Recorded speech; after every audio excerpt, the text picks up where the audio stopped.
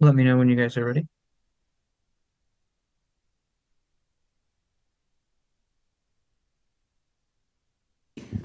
Good evening, everyone, and welcome to Wednesday, January 14, 2026 meeting of the Finance Board, where today we'll be conducting department interviews with four of our departments. So let's get it going right away, right?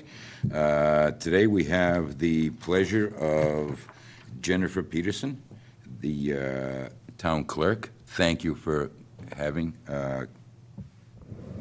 coming, and maybe you can explain a little bit of what your department mission is, your goals, et cetera, et cetera, et Mr. cetera. Chair, if you don't mind, do I we do. need, do we need to motion to open the meeting? I don't think so. We've never done it before, not that I have, but, I usually just call it to order. yeah.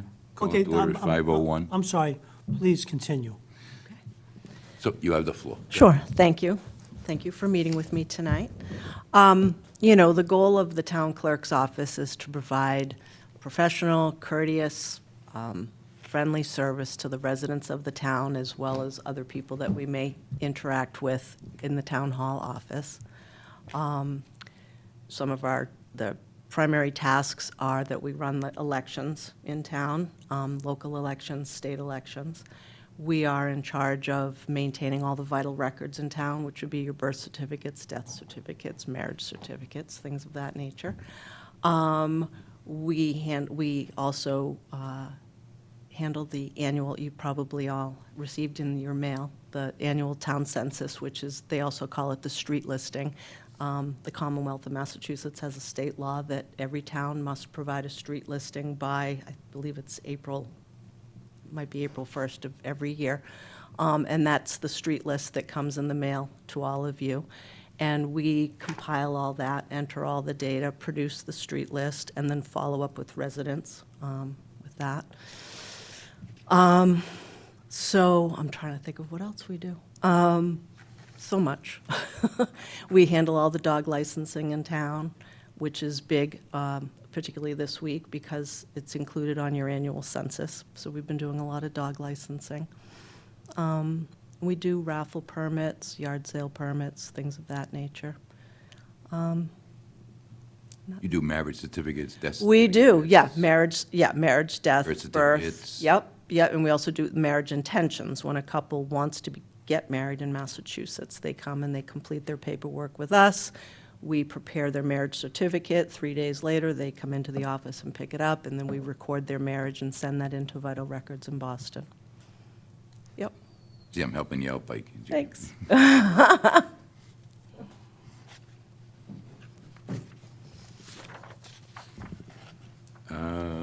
Okay, let's start at the left-hand side of the table. Mark, you have the floor. I guess, what are the major changes this year in comparison to last year? Well, so I'm brand new. I started in May, so I'm a big change. In terms of how things are operating in the clerk's office, Julie and I have spent the last 8 months really sort of looking through the systems and how they're organized. We haven't made too many changes at this point, sort of going through this budget process as setting my goals for next year and things that I'd like to look at, maybe managing a little bit differently to see if we can't be a little bit more level in our budgeting process, because I'm sure, as you can tell, when there's a big election year, when there are 3 elections and a town meeting, that budget number goes up significantly in preparation for that, as opposed to fiscal year 2026, which, we're in right now. All we're going to have is the annual town meeting in April, followed by a local election, so it's a little bit less expensive. So trying to look at how we budget for the different events. My hope was to go through 1 year, and it's actually kind of beneficial that it is sort of it'll be a big year this year with starting, we've got the local election in May, we're going to have the state primary September 1st, and then in November there'll be the state election, or the midterms, as it's more commonly known, and having the ability to go through those, I can then look at sort of how we do the scheduling, how do we do because we have poll workers who, come and work at the elections, how everybody's paid and to see if we can't maybe level that number off a little bit and make it a little bit more manageable, while at the same time, the hourly rate for poll workers is $11 in Groveland. Some towns do flat stipends for maybe, working a morning shift or an afternoon shift, or what's the stipend you would get for working a full shift. Some of the workers do the Council on Aging senior work off, so there's some people who don't actually, get paid, but they use it as their senior work off. So my goal is sort of going forward to look at how that's done and see if we can't come up with some other ways of managing that.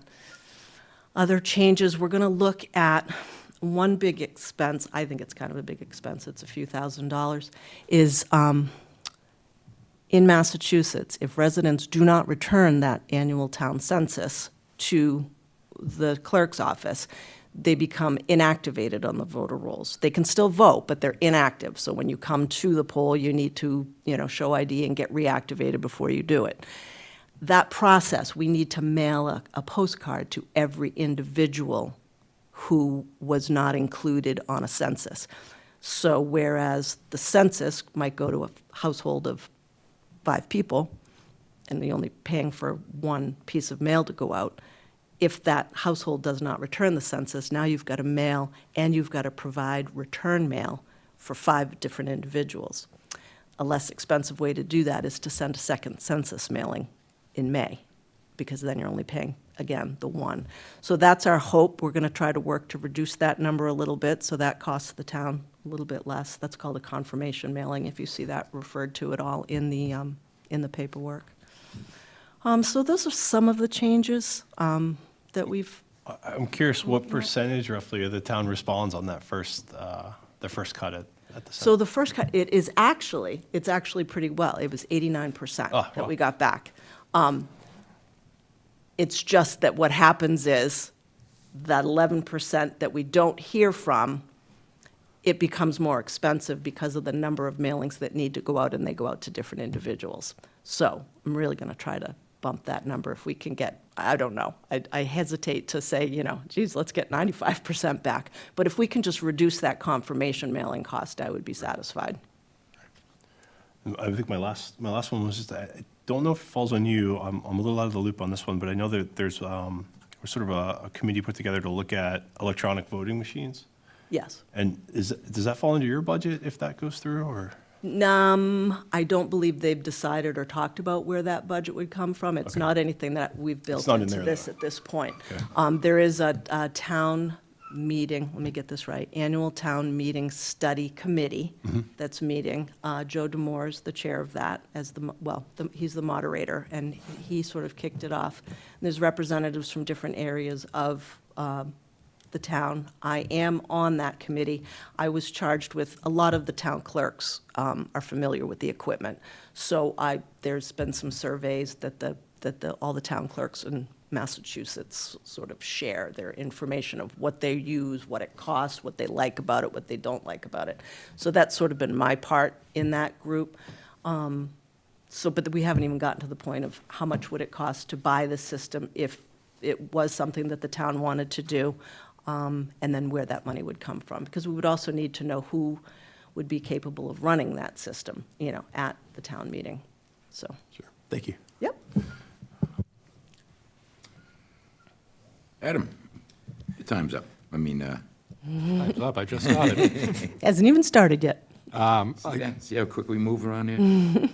I like where you're going with it, trying to reduce the mailings. Is there any way to do that electronically in the digital age? That's what we've got to research. And I do believe that people can scan their census and email it back to us, and that is something. That'd save me a stamp. Yeah, exactly. I can't believe how many people have been walking in with them all week long. I didn't realize that, it's been nonstop all week. It's really been. But yeah, I believe that you can scan them and send them back. There was so much information that we were having printed on the back of that census that we couldn't really, fit it all in there. And sometimes I feel like if you've got too many words on the back, no one's going to flip it over and read all those details anyway. So the most important things, we wanted to get the We sent the vote by mail, the yellow slip in there. That was an important feature because what we learned last year, particularly with the local election, was that people said, well, I never got my ballot. And we said, well, you need to apply every year if you want to vote by mail. So people who like that feature don't always understand that every year the calendar starts again on January 1st. So that was a big thing that we wanted to include that yellow slip in there so that people who did want to vote by mail, it was our hope to increase the voter turnout and hoping that we would get more people to, submit their ballots. So that was one big piece that we included, and we also wanted to just be really clear at why do we do this? Why do we send this street listing, and who made this rule? So I really wanted to get that wording on the back of there, so then to be adding in and then you can do this, and then you can do that. No, I think, But, yeah. I think that if there was an option to electronically submit it, I think Sure. that would help. It would increase.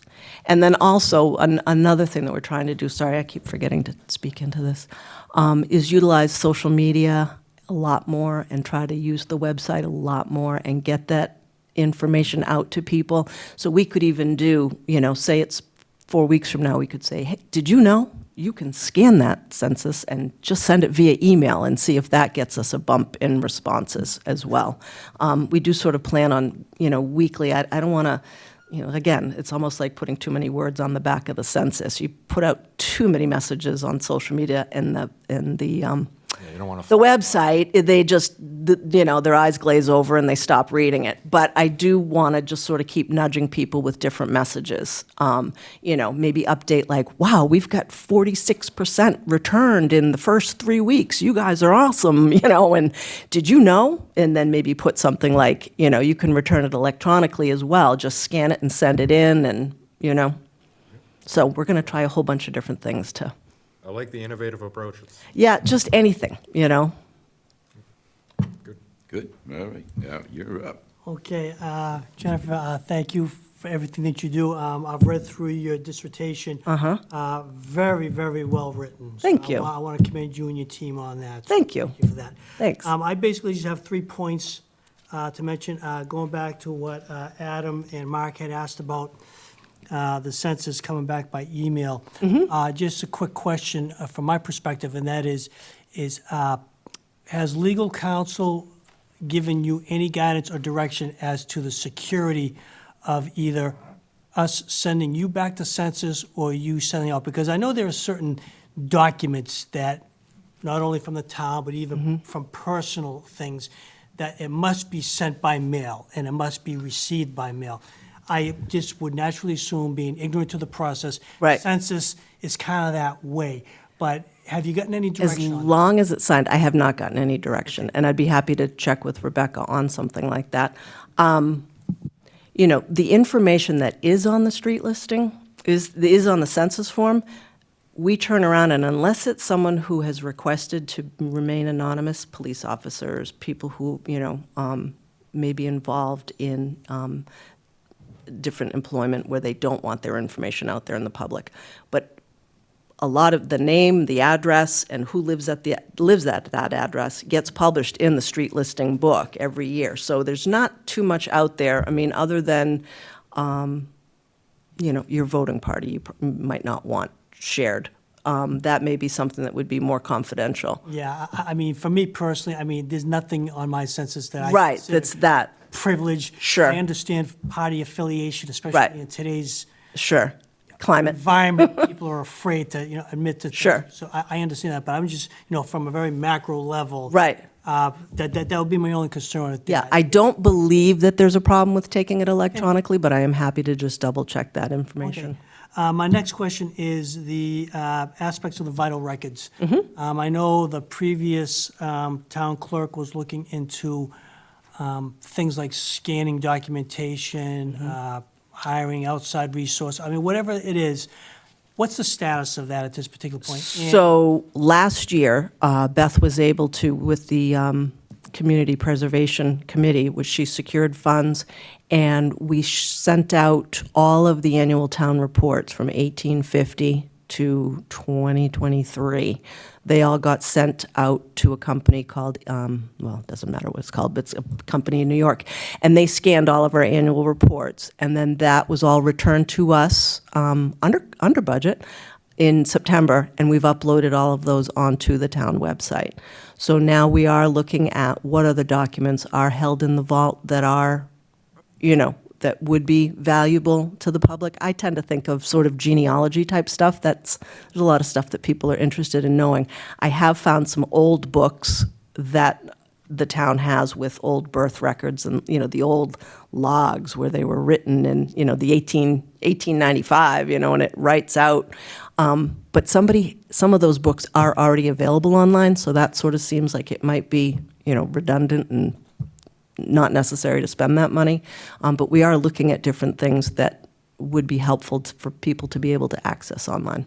Okay, so for the most part, you're moving along, the funding is in place to kind of at least get you through the year. For this, yes, yeah. Okay. Yep. And part of that process is whether it's someone within your organization or you'd have to go through Rebecca, is there someone in place to work on the website to make sure that these documents are easily and readily available and you don't have to nest 4 or 5 pages down to find it? Would I've it be an tried easy way to- really hard. So the town got a new website July 1st. We're with a new website company. And I've tried to work really hard with, I'm not a web developer, but they do make it pretty easy for a layperson to use. And I've tried to make it pretty user-friendly. I invite you to just check the town clerk's page, and if you ever see anything that doesn't seem easy to I understand, think from my perspective, we just want to make sure that you have the funding in place and the process in place to keep moving this forward, because, I'm sure we would all agree, this would be a definite benefit to the community. Sure. Access documents. So in terms of the town clerk page, I am the one who manages that, and I uploaded all of the records that we received for the town meeting reports. I uploaded all of those to the website and reorganized it in a way that it's pretty easily understood. And I, again, invite anybody to look at it and see. And if you can think of records that you'd like to see on there, we're happy to help.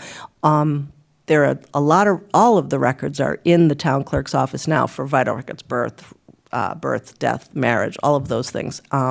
And they're public records, so anybody can request, any record all right. at any time. And then my last question is really the loaded question. Per your dissertation, you come back with some budget line items in here, and obviously the biggest increase is for the poll workers. Could you just explain to me the reasoning for that as Sure. briefly as you can? I kind of understand because you kind of explained to it earlier. Sure.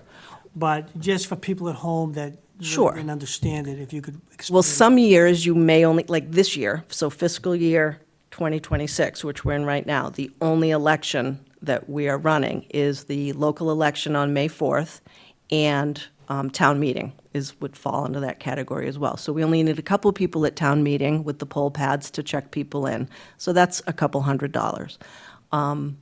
For the local election itself, the amount that Beth had budgeted for fiscal year 2026, I think, is like $5,000, $4,980, something like that.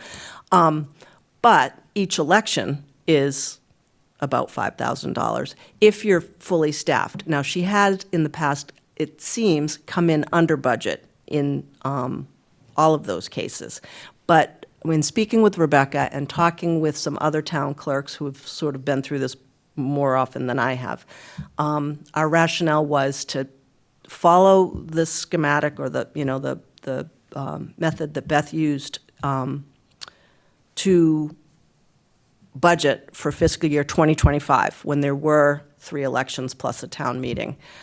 Because worst case scenario, I would hate to have something terrible happen at an election and there not be the staffing that we need, the equipment that we need, the supplies that we need. So until I'm a little bit more comfortable with the actual running of an election and how it works and how we schedule people, we didn't want to pull back too much funding on that. I did take out, so fiscal year 2025, that budget was like $25,000 for election costs. I backed out of that. There was a tabulator, it's a ballot tabulator, it's the machine that you put the ballot in. There was a purchase that year of $6,000, a little bit more than $6,000. I pulled that out because I know we're not buying one of those, so that's where I came up with the $19,000. I don't think we're going to spend the whole $19,000, but I also don't want to not have the funds if we absolutely need them until I'm a little bit more confident about how this all works. Yeah, but my question was specific. And the poll workers, Yeah, the about the same. poll workers, And the yeah. poll workers was the same. So budgeted for this year is 4,834. Yep. Budgeted, the number for next year is the 16,933. A state primary, my predecessor, Beth, had budgeted $5,400 in terms of staffing needs. The presidential election, she had budgeted a little bit more than that. And then the local election is less. Again, it's closer to what's budgeted for this year, 4,000, it was 4,500. Okay, because the reason why I asked the question is real simple. When I was growing up, Yeah, the people that worked the polls were usually the senior citizens, and they volunteered, they didn't get paid. I know the police had to get paid, it's just because you had to pay the police. Mm-hmm. Yeah. And just a few other things. So I just wanted to understand that. yeah, we pay most everybody. There's a few people who And- do the Council on Aging work-off program, but most of the people are paid. Some are paid $11 an hour, then there's other people who are paid a stipend for what they do. There are wardens who work that day. And this is just standard for It's many years standard. now. Yeah, Okay, it is thank you. standard. Thank you very much for your answer. People are welcome to volunteer for the elections, and if anybody wants to, email me. And I think I am going to also, we'll put out some, again, on social media over the next couple of months. If anybody's interested in being a poll worker, paid or volunteer, we're always happy to, Thank you for your answers, and again, I commend on your presentation. thanks. Jennifer, thank Yeah. you for everything you do for the town and running and winning. Thanks. And thank you for your professionalism. I'm one of the people that's always guilty about the census. And I used to be too. I have a suggestion for that. As opposed to putting so many words on that board out front that nobody could possibly read. Right. If they're driving at the speed limit, unless they took Sure. Evelyn Woodhead's speed reading course. How about big ones that Census. census do? right? Yeah. 2 words, big bold Yep. letters, maybe you get some attention, just a Yeah, comment. nope, just as a reminder. Yeah, absolutely. I know, and I'm as guilty as many, many people, and it comes in the mail, and then all of a sudden you're going through the pile, and it's June, and you say, oh, goodness. Right. So, just carrying on Brian's comments and your Mm-hmm. Elections. comments. You said that you're using Beth's budget. to- Using the budget that she created for fiscal year 2025. Right. Yeah.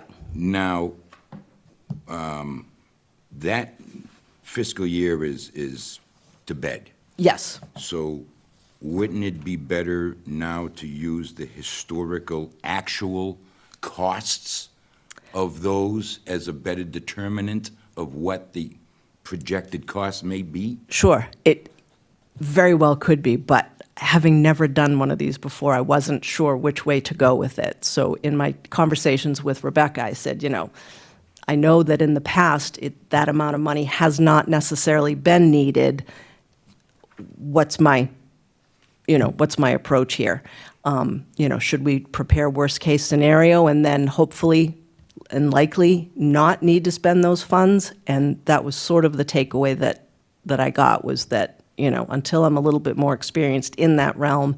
And we do receive some funds back from the state for the cost of mail-in voting, early voting, things like that. And once we know more about how much we're going to be getting back, that also alleviates some of that expense.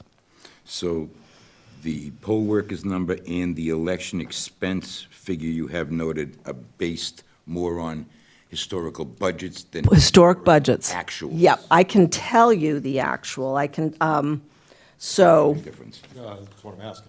I don't know. That's why. What was the difference? What was the difference? I can tell you. All right, so fiscal year '25, the budget number was 25, I think it was 25,683. What was actually spent was 13,386.59. Wow. Yeah.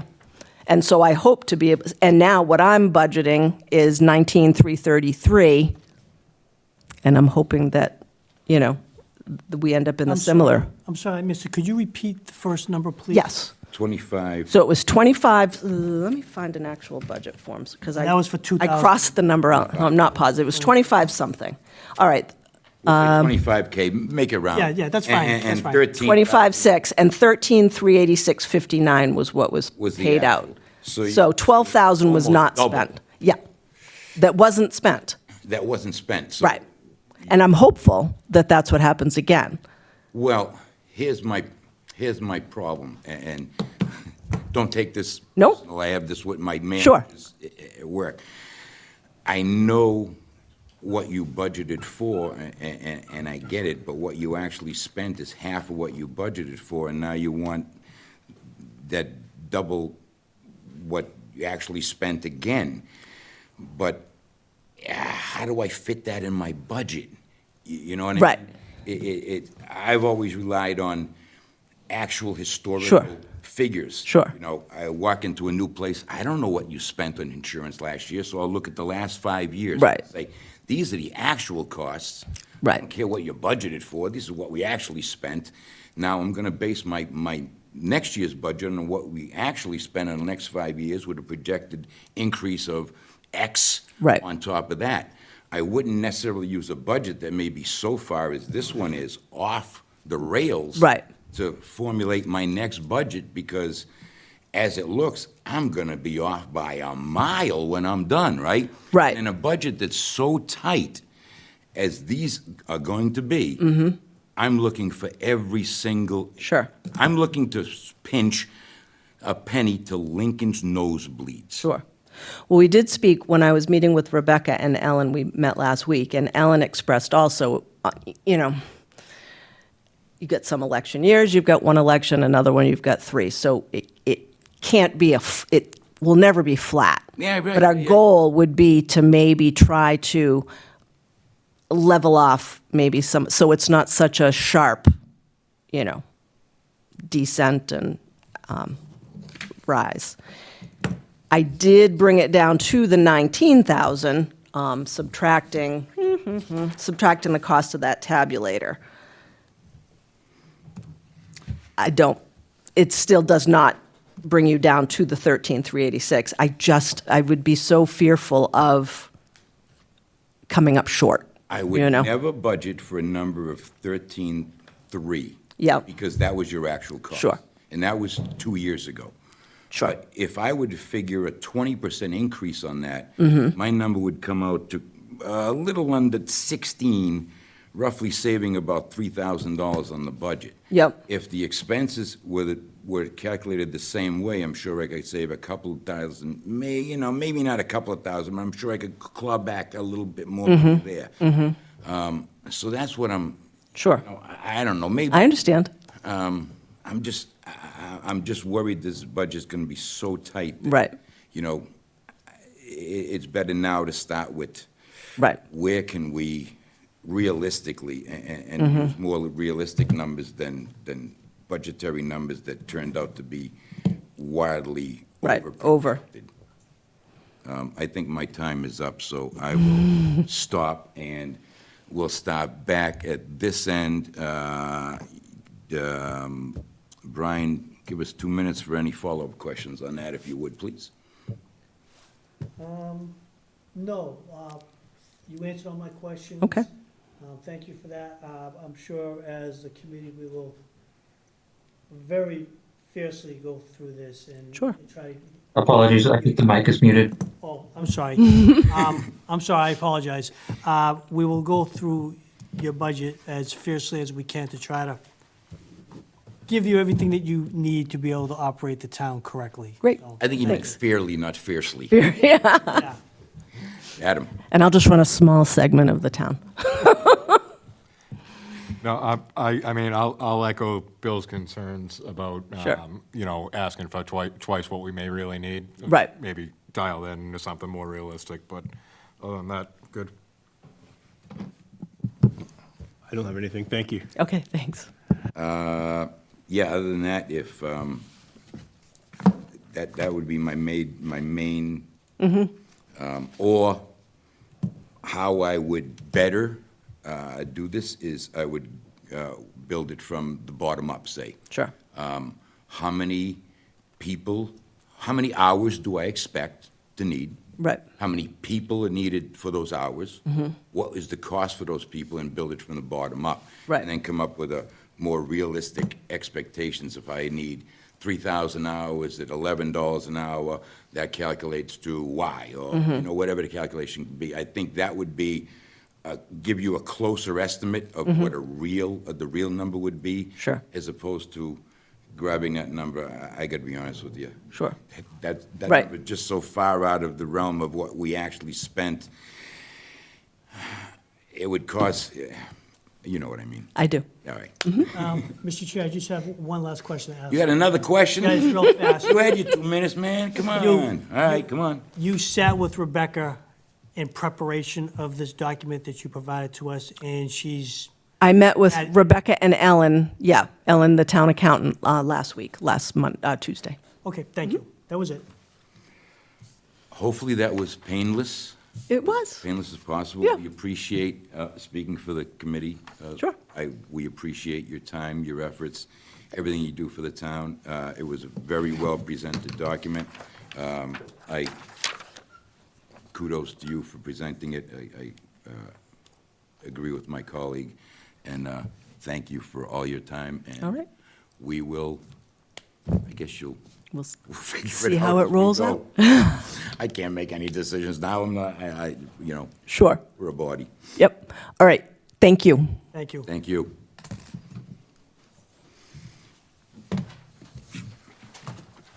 Okay, so we have the Board of Assessors coming in they're at next. 5:30, but maybe they're waiting in the wings. So we'll see where that goes. Oh, cool. Appreciate that. You guys all see where I'm going with that, right? Yeah. I could never build a budget like that, and then, well, if my manager came to me like that, I'd be, are you out of your mind? What? You know, give me an ROI on that.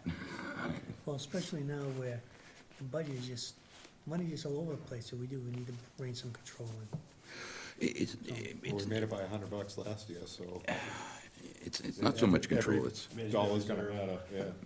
it's how I would build a budget, not by somebody else's budget, but by actual historical, Historical information, I agree. you know, numbers. That's, I think, You hit the nail right on the head, not historical budgets, historical actuals. yeah, what I'd base my future I didn't believe it. budget on. I was shocked at the difference. You were shocked at the difference, that's why I had to ask. Yeah. You know, Good- and when, good call. whoa. That's double. Yeah, Huh? like you said, that was double, That was double. yeah. Now, you know, if we can take half of that and half of that down, I mean, That's more workable, I agree. well, it's not only more workable, now we have a little bit more flexibility with some other department that may be in dire need of a infrastructure upgrade, a Couple coming up. Yeah, a technological upgrade, you know, things like that, you know, like every penny is my penny. It's coming out of my pocket too. Right? That's So, true, it is. yeah, so I'm gonna spend your money just as tightly as I'm gonna spend my money. Well, Because that- my that's money not- is being that's not spent too. true. That's, the select board will spend your money and my money. They're the ones. Yeah, don't remind me. Okay. But I mean, if as an we- if- advisory committee, Yep. you know, Well, we help drive that, but it'd be nice if we could make the decisions ourselves, but we don't, but, no. you know, it's, because we all have skin in the game, so to speak, we all have a vested interest Yes, we in do. making sure that every dollar, every penny is spent to its maximum value. I agree. After that, that's all we can do is recommend. Yep. If it doesn't get spent to the maximum value, then we're always free every 3 years to change the butts in the seats that make those decisions that don't bring us maximum value for our pennies and dollars, correct? Yes, sir. That's why I love America. Now we're just gonna need people to get out off their couches and actually vote. Wouldn't that be something? Huh? If people, wouldn't it be something if the line and the next vote, right, in the next election went down the corner, around the corner, down the street, and they were waiting for an hour to get in here because they were so committed to their community's well-being and future that they couldn't wait to get in line to vote? Wouldn't that be awesome? Well, that's a nice thought, but Huh? Yeah. Once they figure out a way you can vote from your cell phone, you'll get a lot of votes. Oh, well, then we'll have to worry about all the, You get all the same people that just want to complain. yeah. Help the cause. Well, I've always said critic is the second oldest profession in the universe. We always know what the first, yeah. right? There's always someone out there that is going to be critical of everything we do. I just wish those people would come here with those great ideas. And speaking of people, we're really, we could use some help. Did the Board of Assessors confirm that they were coming? Yes, as far as I know, everyone on the preliminary list that we had sent out back in November, that we waited to have confirmed for our meeting in December, had confirmed. There was only one minor change, and it was basically a title change. Had confirmed their availability for those dates. That was the only agenda item we had for the December meeting, if you recall. And when I confirmed with Rebecca through a telephone conversation that everything was now set in stone, then there was really no reason to meet for one agenda item a couple of days before Christmas. And you were all in agreement, so, Getting back to what you said, technically, we're down one full member, 2 alternates, but with Jim, do we know what's going on with him? Jim had, without revealing anything Yeah, turn the mic personal, off. Jim had, was just unable to attend due to personal Okay. matters at home. It's not, I don't see that as a long-term issue. He intends on being back for the next meeting.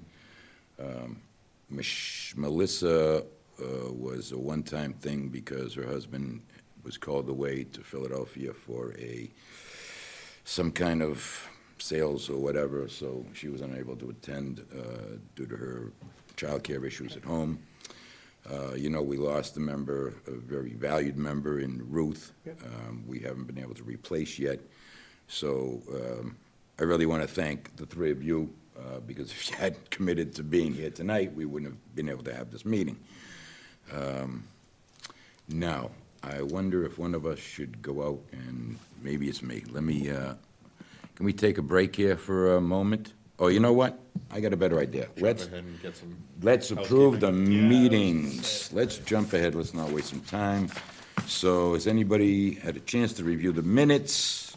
Yes, Yes, I've read the minutes, and I'd like to put forth the motion to approve the Finance Board meeting minutes of November 19th, 2025. Okay, we have a motion, and seeing as I'm the only one here that was at that meeting, I'll second the motion. All those in favor? Aye. Aye. All those opposed? All those, I'm sorry, I should have opened for discussion. Any discussion on the matter? No, no, I read everything, and everything appears to be in place, so. Okay, I'll abstain because I wasn't here. yeah, so we have Hold two. on, I was here. Yeah, but you didn't list yourself as present. I didn't, which date was that? Sorry. November 19th. November 19th. You're the one that took the minutes. Yeah. Yeah, I'm sorry, let me edit that. to Mark and Melissa abstained, so you're actually in the first thing, but you didn't. All right, so, I will, I'll edit that and then we can, Brian, could you amend your motion to accept the meeting so that, we can amend it to add Mark as being present? As just explained to us, I amend the motion. Okay, and I'll second that. All those now in favor? Aye. Aye. All those against? All those abstained? Terrific, we cross another thing off the list. Okay. Mark, you gotta include yourself, bro. I know. You matter. It was a copy and paste issue from the previous. All righty. Suppose we can plan the next meeting and agenda. That seems like it. Yeah, so right now, the next meeting is already planned. Yep, it's for January 28th. 2026 at 5 o'clock, according to our handy-dandy little I got it right here. proposed dates. It'll begin at 5 o'clock. I know that's tough for you guys, but we're trying to be accommodating to the staff who's been here working all day. I know we've all been working all day, too. But this is kind of a compromise between us and them, so I hope it works out for everybody. Yeah, no, the 5 PM is fine, because I work from home, I can be here fast, so. Yeah, I try to work from home on these days, so I don't Like have to to worry. show off. So on those days, we will have the Council on Aging, the Building Department, and the Highway. So we're all good with that? That would be 28th at Yes. 5 PM? Terrific. Cross that. Any other items not reasonably anticipated at the time of posting? Got anything for us, Mark? Nothing. Adam? No, sir. Well, yeah, just a quick question. Will yourself or any other board, committee member, once the school committee commits to having additional meetings on budgetary reasons, I know I go, will anybody else be planning on going to those? I will give you a great big TBD, which is dependent upon time and place of the meeting, and what I already have in my pretty Same. busy schedule. Same for me on that, depending when it is. Adam's a ditto. Mark? It's doubtful you'll see me at any of them. Just Okay. my work schedule is insane. It's really hard for me to get here at 5 o'clock, and picking up extra nights right now for me is really, really tough. But, if there's an immediate need, you really need something, I can try. They do a fair job of posting it online after. I tend to watch them after the fact. Yeah, Yeah. You can actually speed them up a little bit that way, too. I do. Yeah. which- Play times, too. which I've done the same thing, but live is a little bit more challenging for me. okay, all right. I was just curious, because the last meeting that they had, I believe I was the only one that was there, and there's just a lot of good basic information on how they formulated some things, and just thought it was good information that, as a committee, would have been good for everybody to know. But like you said, you can watch it online through the YouTube, so. Right now, been a couple of years now, they have an ongoing committee between the three towns and the school that they meet, I believe, once a month to discuss these financial and budgetary things. So Rebecca is really up on Yep. what's going on and has a feel for the pulse of what they'll be looking for. So I tend to lean on her for that kind of guidance on where you think they're going with numbers, because she's actively, as well as the other two towns administrators are actively working with the town, with the school on a continuing basis to try and increase the communication between all parties, as well as the understanding of the financial strains that the school may be having on the communities. With that said, I'm going to take a quick pause and see if the assessors are actually in the building, or if I'll take a walk. you want to take a walk? All right, take a walk. The vice chair will take a walk.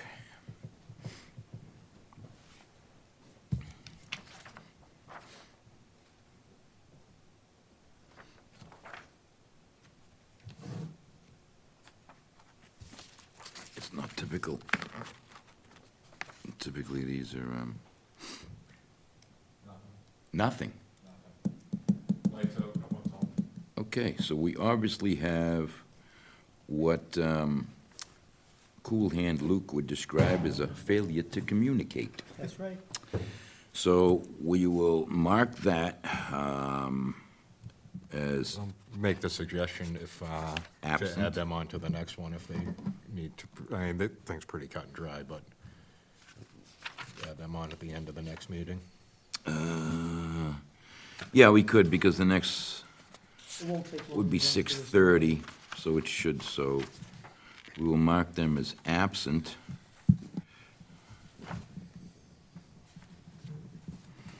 And reschedule. Oh, I know, there's a lot of. I am getting a text from our illustrious, Communicator. magnanimous, and spectacular town administrator that says,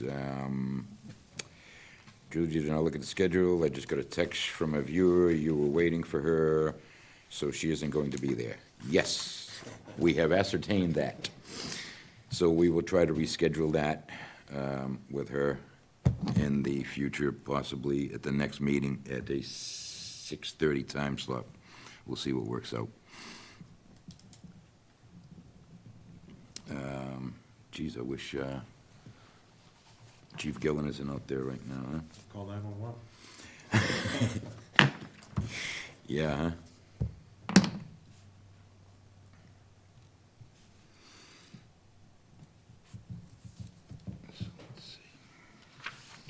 I kind of like this report that Rebecca is making all of her teams do.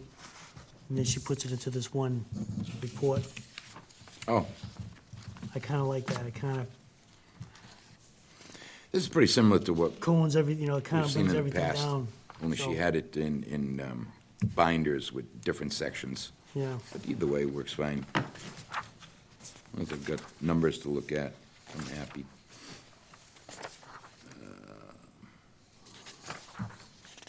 this one's police.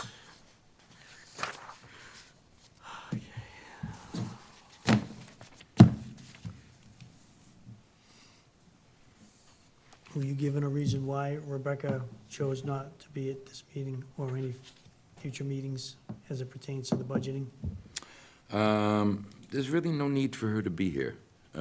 Basically, she goes over with the departments on an individual basis to help them formulate their budgets.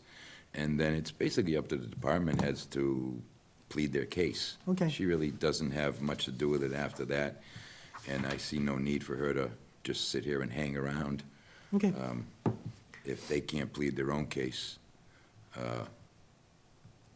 If they're not best at pleading their own case, who would be, you know? okay. So do you forward our list of recommendations to Rebecca as we go through each of these? Well, eventually, we will be meeting with her to wrap this all up, and we will be making our recommendations. So, the way she explained it at the last meeting, this is what they want. She's gonna take that and make the budget as part of the new town administrative bylaw. She's going to put forward the actual budget. These are just the requests, not anything. So she's gonna put that forward, and once she puts it forward, I imagine we'll discuss it and interject our thoughts into that. Yeah, if we look at the timeline, we're looking at, like, around the March 11th time, where she's going to be bringing us basically, the omnibus.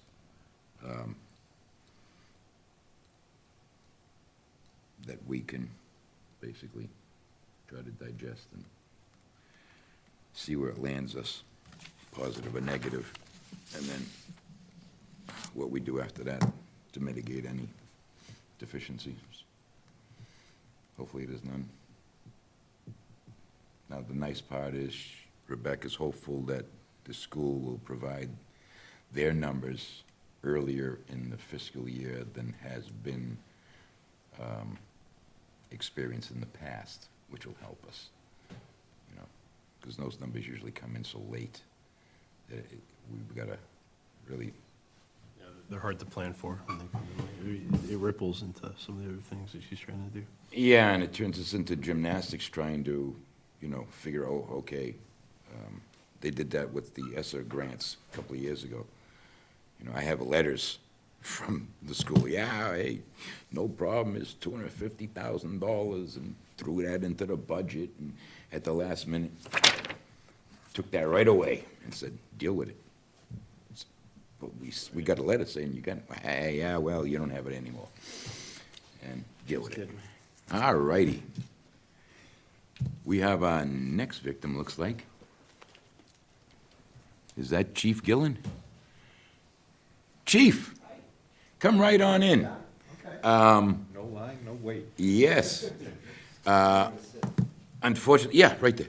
Unfortunately, the Board of Assessors had a miscommunication, so they weren't able to attend. They were the 5:30 to 6 slot. So if you don't mind, and if you're prepared, you can jump in now, and hopefully Chief Valentine is watching at home and saying, hey, I've got an opportunity to get in early and out, and he comes a little early, and we'll all be the better for it. Chief Gillen, I don't know if you know all the members of the committee, Brian Costanza, Adam Hayward, Mark Huber. I can tell you from experience from working with this gentleman for many, many years, he is one of the finest gentlemen I have ever had the pleasure to meet. Now, this is not, I'm not blowing smoke. I mean, I really appreciate everything you do for this town, how safe you keep it, the respect you've earned, the respect that your officers have earned through the town because of your mentorship and your tutelage. And I really, my hat's off to you for all you've done, and I really appreciate what you've done. And with that introduction, I will let you take it away. First, I left my reading glasses in the car, so if I squint, I might. Hopefully they're not too strong or too weak. Oh, you see, now I needed them. So, You mind just hitting the microphone? things are going well. We, been through quite a few changes with the, transition to the regional dispatch. That pretty much turned our budget upside down because of the loss of the full-time dispatchers and having police officers work the desk and, more overtime than we're used to. Trying to tighten up on training and other things that I can to get through and still be, fiscally responsible. So, going forward with the budget, I level funded it wherever I could. And if you want me to go through line by line, I'll be happy to do that. Or I don't really have any big surprises, or requests, I should say. I guess the biggest part is the contractual raises and things like that affect the budget. I did ask for an increase in the overtime. And that's mainly because of just the instability of trying to run the department with the part-timers that we're losing. I even got a couple more, and it's still not working. They're not making part-time officers anymore. So I'm trying to find some that are already out there or have other full-time jobs, and it's kind of a broken model now. It's just not working. So I'm relying on the full-time officers more than ever, which I think is great because that's what they do. That's their job. And nothing against our part-timers. That's how I certainly started out. But, we'd have guys come in and have a wrench in the hand during the day and a gun on their side at night. It's just another problem, So these officers now with post, we're all certified, trained above and beyond. We got all the good equipment. And it's nice to keep those full-time employees working and utilize what we've given them for the tools. And that does come at an expense. It's going to be a little more overtime. But it's just a struggle every day that we have these open shifts, and it doesn't stop. It's just always something between somebody in training. We got people out, 1 or 2 out now, I think, with the flu again. We had somebody out a couple weeks ago. It's just trying to maintain those shifts is really difficult. And, thinking even the taxpayers, I think it'd be nice to show them the budget. This is what we have to spend, and I'm spending it appropriately line by line and not trying to move things around, which happens quite often. It's going to happen this year. Again, because of the changeover and the turnover, it's a lot of moving parts lately, more than I've ever seen in my career. I think Groveland does very well with their employees and taking care of the officers, but there's always something better. So we're losing an officer in a couple weeks that's full-time. We lost a couple to Methuen last year, and that just comes at a huge expense to the town. So I know Rebecca and the select board have done a great job, like recognizing the officers and their talents and what they need to survive like everybody else. So I think it's going pretty well, but again, there's always something else out there. The grass is always greener, they think, so that's been a little bit of a struggle. So I'm tightening up, like I said, on training to try to get through that extra money that we had to spend this last year to get through the crisis with the dispatch. And when I say crisis, not because we went to the regional dispatch, it's the transition to get there. And that's common. They say once you go to the regional dispatch, even to talk to them about it, you're going to start losing people. And fortunate for us, we already had people that were moving on to be police officers and other things, so it didn't seem to hurt anybody. But again, I couldn't hire anybody for the last several months because the dispatch was closing, basically. So that was a real struggle. So I just know there's still going to be struggles, and I'm asking for that money for the overtime line, just to fill open shifts, not to just give out extra money and make it more of a benefit. It's more to fill the open shifts with the officers that are trained and to even be more respectful to their set schedule. They've been really good, they meaning the officers. If an officer's supposed to be on a 3 to 11 shift and the midnight officer calls in, it's like, hey, we need you on the midnight. And they've been really patient and they've done that. I've always said there's a light at the end of the tunnel, and this is it. I think the answer to our problems is just a little more money to fill those needs. Again, otherwise, I can go through anything you want here, and I've just tried to level fund everywhere that I could. Like things like fuel, I try to just keep that the same. I look at the fuel kind of like the stock market. It could change at any time, and we can't be out of business because we don't have fuel. So I'm always good with that, too. I give it back when I can, and I think if you look, I've given back quite a bit every year, but I still ask for that amount. Just, it's kind of peace of mind, to know that we can do the patrols that we need to do. Mm-hmm. Great. I guess we'll start the questioning at this end of the table this time. So, Brian, you've got 5 minutes. Shoot. Again, Chief, I concur with the chair. Thank you for the job that you and your team do for the town. So thank you for that. Thank you. Your dissertation was very well written. As far as all the information that's here, it was very well written, including the chart on the back. So I commend you on that. Thank you, sir. I really just got just a couple of little things, nothing major.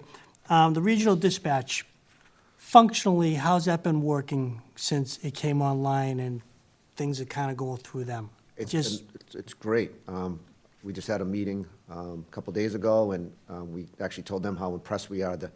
Just the transmission part is clearer and better. The communication part's better, but I think one of the most impressive things that as Groveland gets busier, they have dedicated professionals sitting there with their headsets on, and they're answering us, and they're dispatching us, like, without delay. And the very first day, I'm like, how's this going to work? I heard them tone out a medical call, and I'm like, because we would do it through just one dispatcher at the same time, but they have one dispatcher doing for the police, and they got somebody else dedicated to the fire, which is really impressive that they can pay attention to everybody that they have to. In Groveland, we've had a couple, we had the bomb scare at the school, and that was a lot going on. If that was just our dispatcher, they'd be dealing with the state police for the dogs, the other towns calling to help, the fire. We had environmental police there. We have parents calling, and then you could have somebody at the window, banging on the window, wanting directions or want to drop off cookies to the officers. It's just like, and then there's the officer calling for help, and they can't do it. And then if a second incident happens, it's just game on, and that's starting to happen more and more in Groveland, where we're having 2 or 3 calls at a time. And we just, like, was it yesterday, we had losing track of it, the day before, we had the head-on crash, and right when that's going on, we got a call for disturbance. So like, next, I run out, and I'm doing traffic, everybody hands on deck. But that's happening more and more, so the dispatch going to the regional, they can handle that, and they keep up, and they've been doing really good, so. So as far as from your perspective, functionally, this was a good, right move for your Yeah. department? Okay, all Yep. right, thank you. I just, hope for we can make things good for the residents, like, Yep. we're trying to do everything right for them to be able to drop off paperwork, get help. We got a phone for the officer in charge, so they can talk to an officer, but they can return those calls right away, so, knock on thank wood, you. it keeps going good. I guess my next question is this, like I said, I had read through the chart that you provided. You did answer the question as far as explaining the overtime, because that was quite a large increase. And all that, so I thank you for explaining that out. But when I did read through this, there was no indication as to a replacement cruiser in here. Where would that be in these numbers if you were looking for one this year? That usually goes to capital improvement. Yeah. Okay, so So that it's would be, not- that's in a different bucket. It's Yeah, they typically always- never part of their budget. It comes out of the free cash that we get Okay. in capital Are you expenditure. anticipating a need for a new cruiser this year? Yes. Do they get one every year? Every year, what they do is they rotate out the oldest vehicle in the fleet, which usually by that point is 4 years old, We're and on even 5. Even It's- 5 We have and has 5, so it's, high mileage, because it's constantly being run. Okay. So the oldest one gets swapped out for a new one, and they continue that rotation throughout history. Okay, all right, thank right, you it for used that to be 4, answer. and we had the 4 cruisers, now we have 5. So it extends it to the 5 years, and that's really about as far as they can go. Yeah. And I can tell you, that over the years, we haven't made it to that 5th year. We have to park the cruiser because it needs something Major. major, and Yeah. again, Yeah, I was just curious, because like I said, there wasn't in here, and I didn't understand that it's a capital expense, so it comes from a different bucket, okay. And then just the last thing, just so I understand, these changes that you have in here, percentage of changes on the chief's salary, other officers, sergeants, part-time officers, all these are,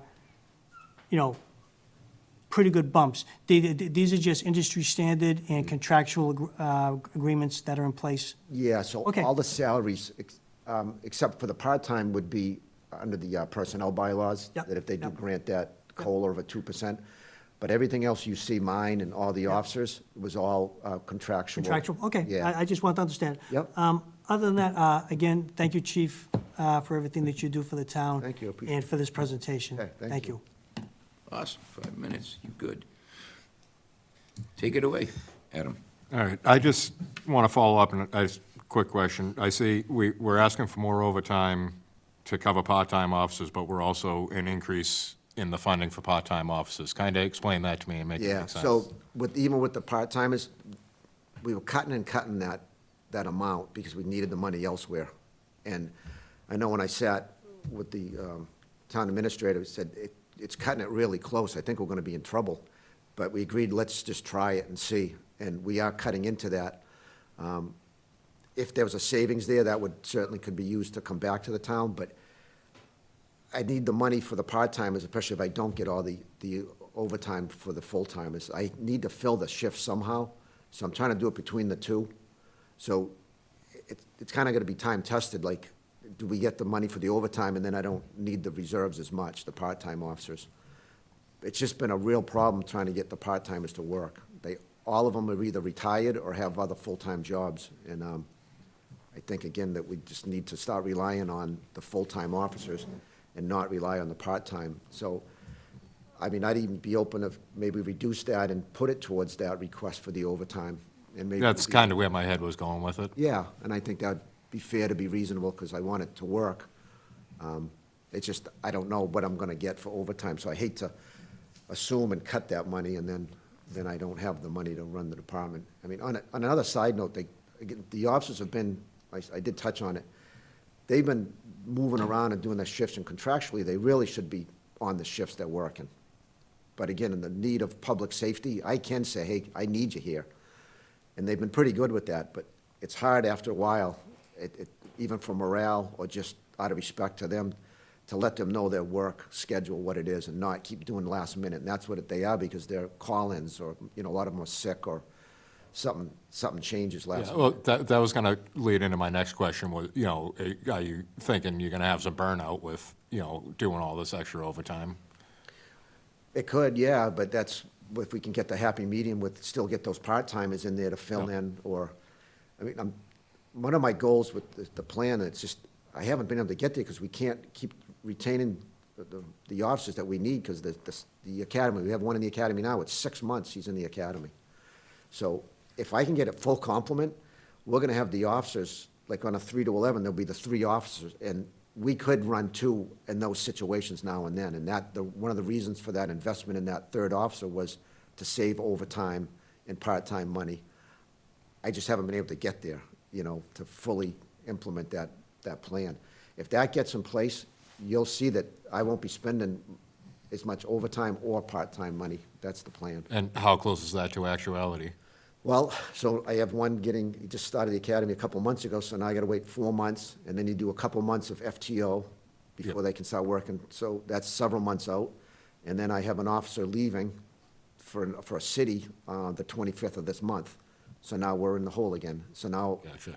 Never-ending battle. yeah, it hasn't stopped, and so do we find somebody that's trained, and I don't have to spend the money and the time, but, you know, where are we gonna get them from?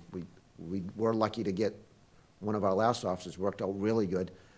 He came from college, and he was a certified full-time officer, so he didn't have the experience of working, doing traffic and some of the street work.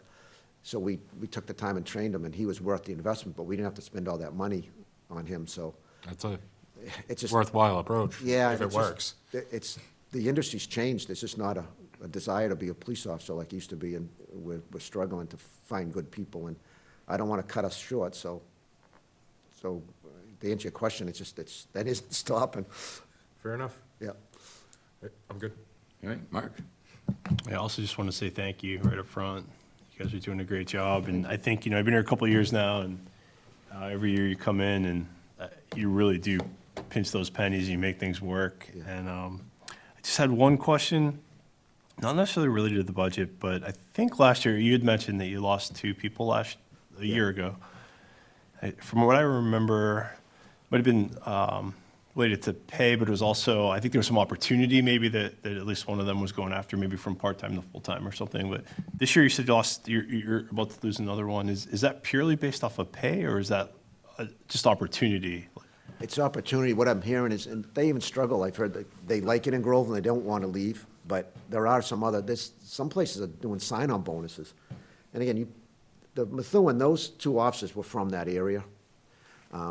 There's more action, there's more money, there's unlimited overtime, and then we just can't compete with that. Me, I'm going on my 36th year in Groveland, so I could sell Groveland, I would hope, to most people, but not these guys. They want to go, and I'm like, I don't know if you know what you're doing, you know, and it's not all about the money, it's about the community and the people and making a difference. You know, Sure. we work in Groveland, people will call and ask for an officer by name, you know?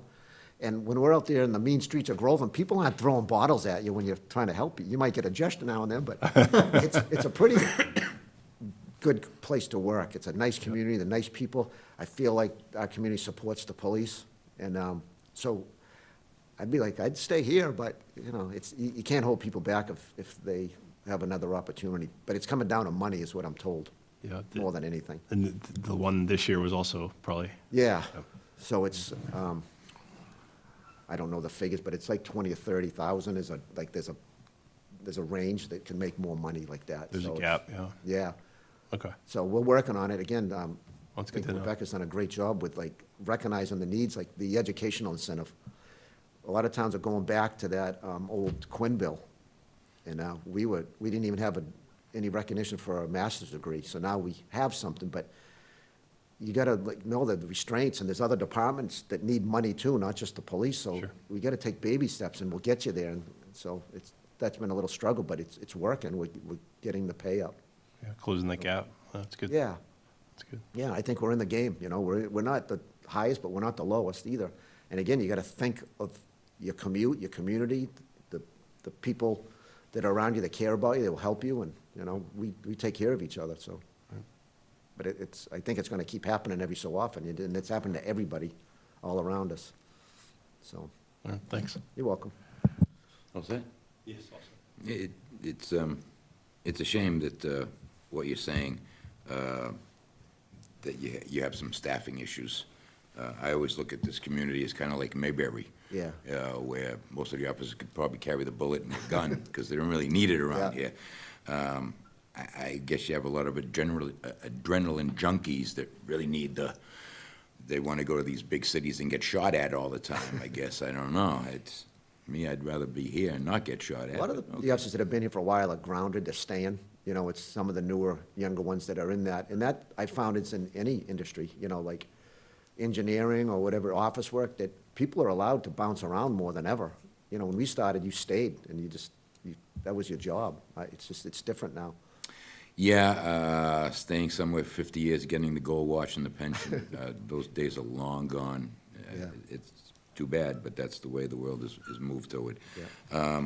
So, let me understand, the staffing issues that you are encountering have caused you basically to bump up your overtime and your part-time as a hedge against overtime not producing as many hours as you need Yeah. because of officer burnout.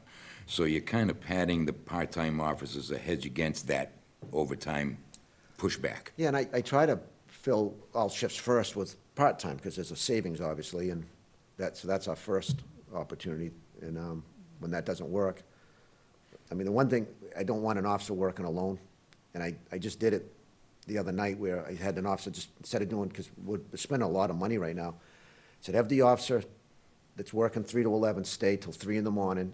I'll set my alarm clock, I'll come in early, and that officer will just be alone for a couple hours. I don't want to say I've never done it. It's very, very rare. I don't like doing that. I don't want to explain to some family member that, you know, because we want to save a buck, that your husband or wife was out there working alone. It happens in other towns around us when we're in a crisis. And I try to explain to them, if you don't have the money, we don't have the money.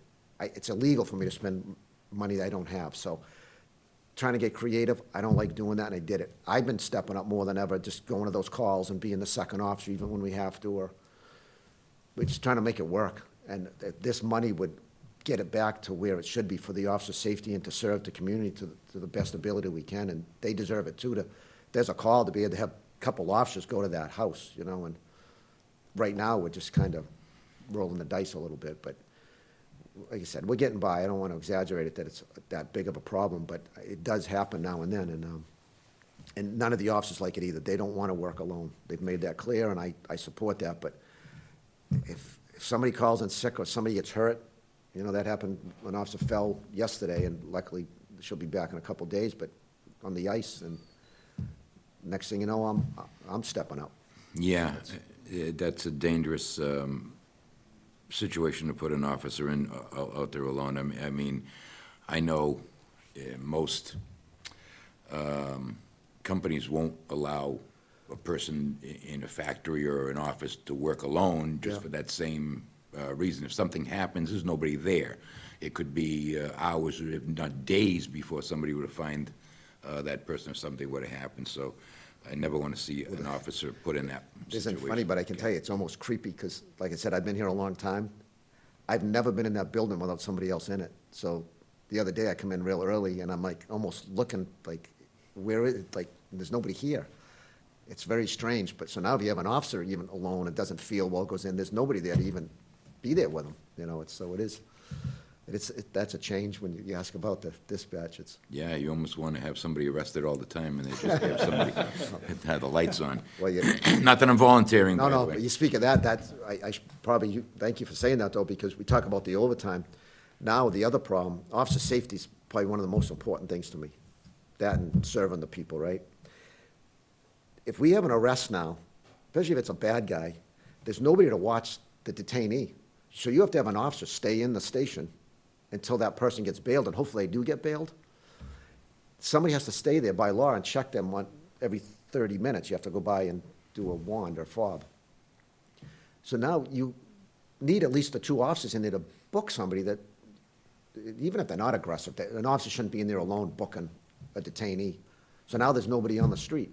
So now I'm gonna have to, if that person's not gonna get bailed out soon, we're gonna have to call somebody in, and that's part of the overtime that I actually should have mentioned when we were talking about the need for extra funding, that, where's that gonna come from, that extra coverage is part of the problem too.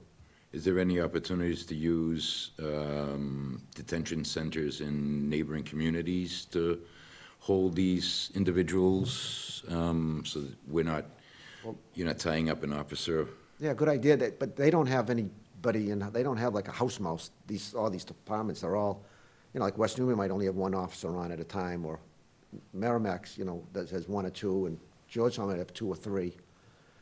And Cable's gotta have a lot of bad guys over there, they could. they're overwhelmed at times though, too, so Yeah. the sheriff's been good to us, that he's taken the safe keeps. If somebody's not gonna get bailed out, we can send them, but like now, they had their generator going on, they're not taking safe keeps right now. So God forbid, we have a prisoner that's staying overnight, I have to pay somebody, or we have to have an officer working alone, because you can't leave somebody in the cell and leave that building empty. So that's one of the obstacles that. If I may ask a quick question, Not Chief. yet. Well, hold Oh, on. I'm sorry. I still have the floor. So you can continue your answer. No, that's it. That's my concern, though, is that just, again, officer safety, you need two officers in there to book a detainee. And then once you get the person in the cell, you need at least one person to be able to watch that person, or if he does start to do something, you gotta have help to get him out and stop whatever's happening. So that's a little bit of a concern. But again, if we have the money, or even I could start with part-timers and ask them to come in and help. But it could be at, 11 o'clock at night or 2 in the morning. Right, understood. My 5 minutes is up, so we'll start at this end of the table for 2-minute follow-up questions for the chief, I'm all set. Thank you. okay? Good. Good. Brian, I know you had some follow-ups, so No, go. no, just one quick question. There's no way for you to get any sort of help or aid in watching a detainee from the state? In other words, it's not like you can call the state police to have them come in, and No. they don't provide that service to No, a our best bet local would be- resource as like mutual aid? It's, No, 'cause, I mean, they would have a trooper that would have to be off the street and, sit in our station. They would never be able to do that. okay. Just the personnel and I think the state police probably is spread pretty thin too. I don't know what their numbers are right now, but our best bet would be Sheriff Coppinger, who's been, again, he's been tremendous. He's helped us out a lot with the safe keeps, because he knows if you have somebody for the weekend, you gotta have somebody watch them anyways, and it's a hardship. We gotta just take care of them. And the worst thing is if they get sent to the hospital, then I have to pay somebody to sit with them. But right now, because of the condition of the building, he's not taking safe keeps, so I don't know of any other resource that we would have available. 'Cause- Okay, well, Yeah. thank No, you good for your question, answer, though. Chief. Thank Yeah. you. I'm all set. All right, I just have one quick follow-up question, that the item that's always been near and dear to my heart, that you and I worked to push through, and I know I talked to Officer Josh Sindoni at the Yeah. Groveland Day, and the DARE program. Yeah. It's still Going well. Still going well. I hear nothing but great things. Did I miss something last year? Was there a fundraiser for it, to help fund this program? Sergeant Sindoni does a car wash to try to get money for like the shirts, and then the PTA helps out with some, and then the money that came back from that drug forfeiture or the opioid settlement, Rebecca has promised us some money to support the program with that, which would be another great resource for us to have funding, because I've paid for that out of my budget, or we just run short as much as we can, or if Sergeant Sindoni comes in on his day off, I just have to do overtime for him, so. But it's been worth every penny. It's really well received. It was so well received, I think last time we talked, I told you we extended it. They want it there. It's going really well. I'm proud of that program, and again, thank you for your support and ideas on that. Listen, couldn't have done it without you, Yeah, but likewise. it's something that's very near and dear to my heart, and Yeah. if we save one child from leaving this earth a little Yeah. prematurely, we've done our job. Yeah. So I Well, want it's to going thank really you. well. And please, if Officer Sindoni does anything like that in the future, could you please make sure I'm aware of that? Okay. I really want to contribute as much as I can beyond getting this program restarted again. Yeah. I want to make sure that the funding and the attention is needed for years and years and years to come. Because like I was saying to my colleague Adam here, that, the time to get the horses is when they're ponies, not after they've left the barn. Yeah. So I appreciate everything you do. Thank you so Again, much. I think you're a tremendous asset to the community. I appreciate you coming in here and spending the time with us, and I wish you nothing and your team but the best. Thank you. So you're good with all the line items? Anything else you want me to answer on this? Or you good? No, I mean, it is what it is. A lot of it is contractual. It is what it is. I understand your hedge, trying to make sure you have coverage, so you're hedging your part-times against your overtime commitment that may not be always there. At the end of the day, hopefully, these numbers will come around and they'll be a little bit more positive than what we It would see. just help run the department more efficiently and effectively, and it'd be just great. So that's just a big wish for me if we could do that, but. You've got Otherwise- huge challenges right now with staffing issues. I mean, Yeah. the community has to be safe at the end of the day. It's not safe for any patrolman to be out there by themselves. So we as a community need to support you and your team to the best of our ability to make sure that you're safe so that we're safe. Yeah. If anybody disagrees with it, please let me know. Okay. Well, thank you, all you guys, too. I mean, you talk about me, but you guys spending your time and dedicating to the town to do this, too, means a lot to me, and I think. We got nothing better to do. No, it takes a lot. People don't realize, you're giving up your time to be here, so thank you. I do appreciate it, and letting me just talk. It's just, We appreciate your time, and All right. it's always a, Again, Chief, thank you. thank you. All right. and if you haven't got to know Chief Gillen, I'm telling you, you're really missing out on one of the best experiences you can have. You keep putting me No, up like that. It really is. Hey, I don't say Good this evening. lightly. Thank you. She said that to everybody. No. People, Standing traffic. people set the bar themselves, and then you just have to recognize how high they set that bar, and recognize the tremendous amount of effort, dedication, and commitment it takes to get to that level. And when I see people that achieve that level, then it's not only my duty, it's my honor to really present that and Well, I appreciate it. Like I said, I've had a lot of. Acknowledge support, that. So I couldn't do it without everybody, so thank you. it's a team effort. All right. Takes a village, right? Thank you. Yeah, good night. All right, I think Chief Valentine is Yes. outside. Yep. So we can move right on. We're a little bit ahead of schedule. Yeah, the patrol car comes out of the Capitol. Okay. And we usually take the oldest one out of circulation because by that time, it's really dead. And that would also be true for a fire apparatus. Not necessarily, because the fire apparatus doesn't necessarily run 24 hours a day like the police vehicles do, through all kinds of inclement weather. And even when they're stationary and they're not moving, the engines will still be idling on an extremely hot or extremely cold day. And then at, the point, 4.5, 5 years, the cost to repair becomes just it becomes cost prohibitive, right? Yep. You can't buy warranties on these things when you buy them. No. Like you can if you were a private sale, because nobody's gonna sell you one. Nope. And if they did, the cost would be exorbitant, you'd never buy it. So that's where they are with that. So next on the agenda is Chief Valentine. Welcome, Chief. I had the pleasure to know Chief Valentine since I was one of the board members that was instrumental in bringing him here to Groveland, pulling him away from his very lovely home in Rhode Island to come here for his very lovely home in Groveland, and I haven't not once regretted that decision to bring you aboard. So with that, I'll introduce Chief Valentine. Take it away, Chief. Good evening. As you can see, I put together a couple of proposals. This year was extremely difficult. Typically, I'm done my budget in November, when Rebecca first mentions it. I turned it in December 31st on the deadline, because I was beating myself up trying to figure out how to get this to where it made a lot of sense.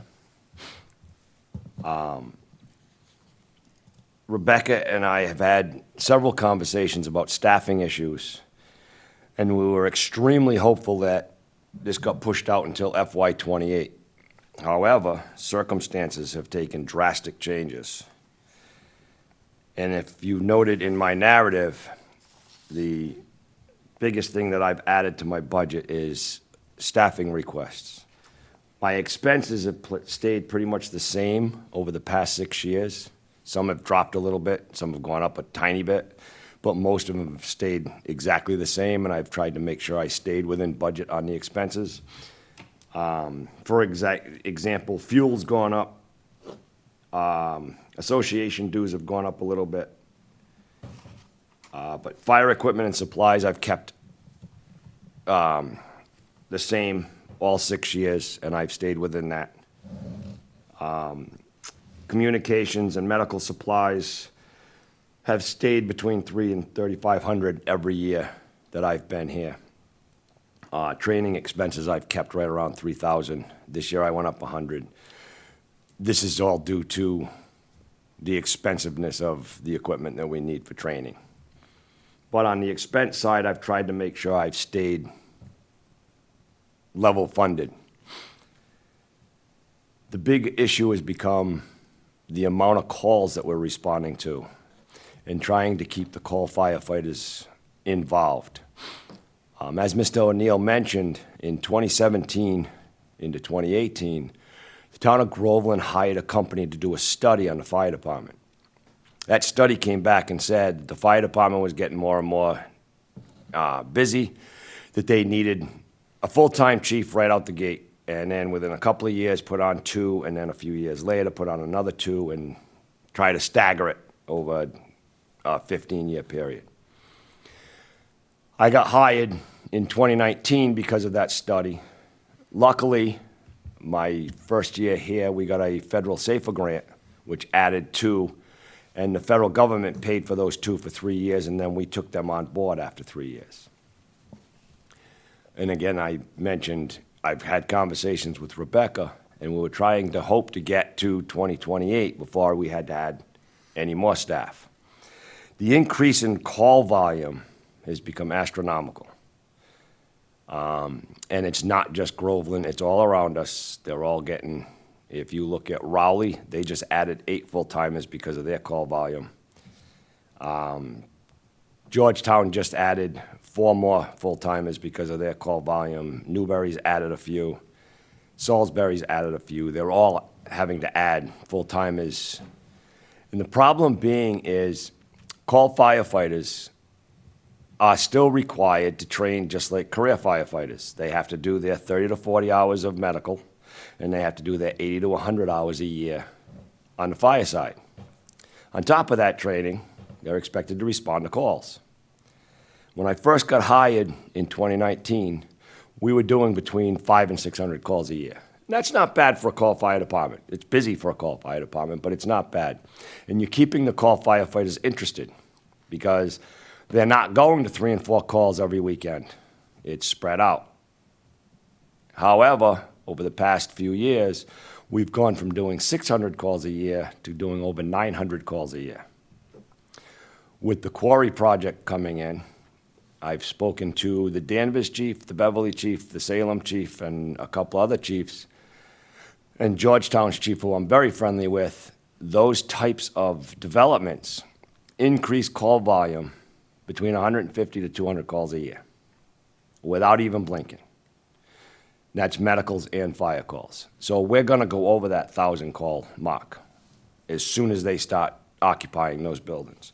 And you don't need all 192 to be occupied. Once that first building is in place, people are going to burn food, they're going to get hurt, they're going to get sick, they're going to call us. If I can just interrupt you for a second, Sure. Chief. I know from experience that the number of calls between fire and medical had shifted dramatically over the course of the years. And if you could just give us an idea of the percentage of calls that are strictly medical as opposed to fire, I think that would help the audience understand. Okay. The increase. Yes. In the services needed.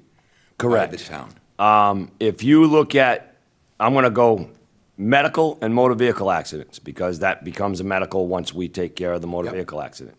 That's 75 to 80% of our calls. With the 20 to 25% of our calls is fire, hazmat, and whatever else they're calling us for. And when I say fire calls, that's not big structure fires. That's fire alarm activations, burnt food they're cooking, and we have to ventilate the house.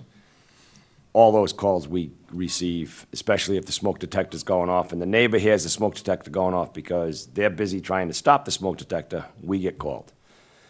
So yes, it's about a 75-25 difference, and medical calls are a huge abundance of our calls. Yeah, helping us quantify the difference is a Right. huge.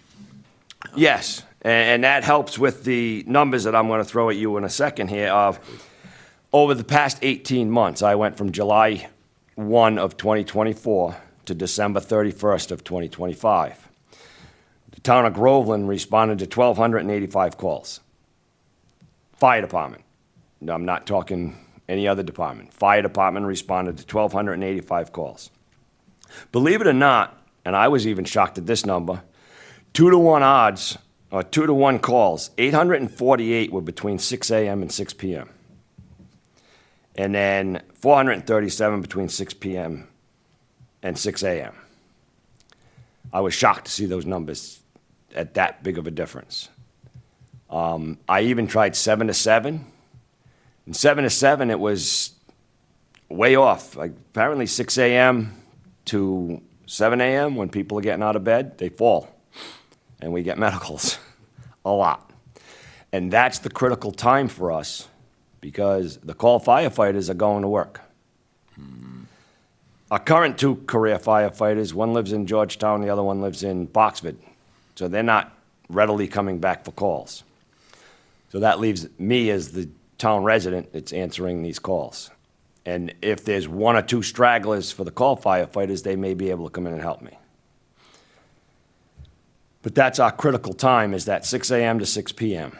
And that's why I know for a fact my first proposal of 2 additional full-time firefighters and an increased budget for the fire department of 19.8% is going to be a no.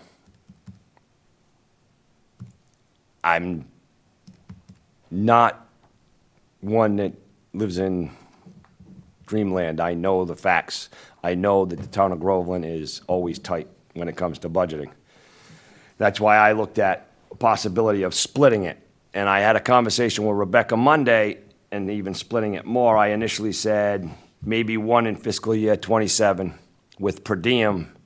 Then we cover 7 days a week, with splitting those 3 up to work 4 days, 4 10-hour days, where one person would work Monday through Thursday, another one would be Tuesday through Friday, and then one would be Friday, Saturday, Sunday, Monday. And then Saturday, Sunday have per diem shifts covered with the call firefighter working next to that career firefighter. And then maybe in fiscal year '28, add the second one. Rebecca and I had a good conversation. Maybe we can stretch the per diem out for 2 years and wait till that fiscal year '29 for that other second one. And then it's possible when we're working at this. But as you also noticed that I put in my narrative that of the 1,285 calls, we only averaged 4.9 firefighters per call. We're down to 5 firefighters per call. And between the 6 and 6, the 6 a.m. and the 6 p.m., we averaged 2.3 firefighters per call. When I first got here, and Mr. O'Neill, you can contest to this, when I first got here, we used to get 14 and 15 call firefighters for a fire call, and about 10 for a medical call. And everybody used to say, do we really need 10 people coming back for medical calls? Can we cut it down? Well, now we're only getting at 2.3. National standards say for a Structure fire, you need 16 firefighters on scene within 8 minutes. No community in this area is doing that other than Haverhill, Lawrence, where they have 100% full-time. I understand that. That's why we have mutual aid. We have mutual aid agreements with all our surrounding communities. We got a reported structure fire in Groveland right now. Georgetown and West Newbury are coming right away. If we get there and we confirm it's a structure fire, I got Haverhill coming in, Newbury, and Newburyport. So we know we're getting outside help. We go to their communities also on the mutual aid agreement.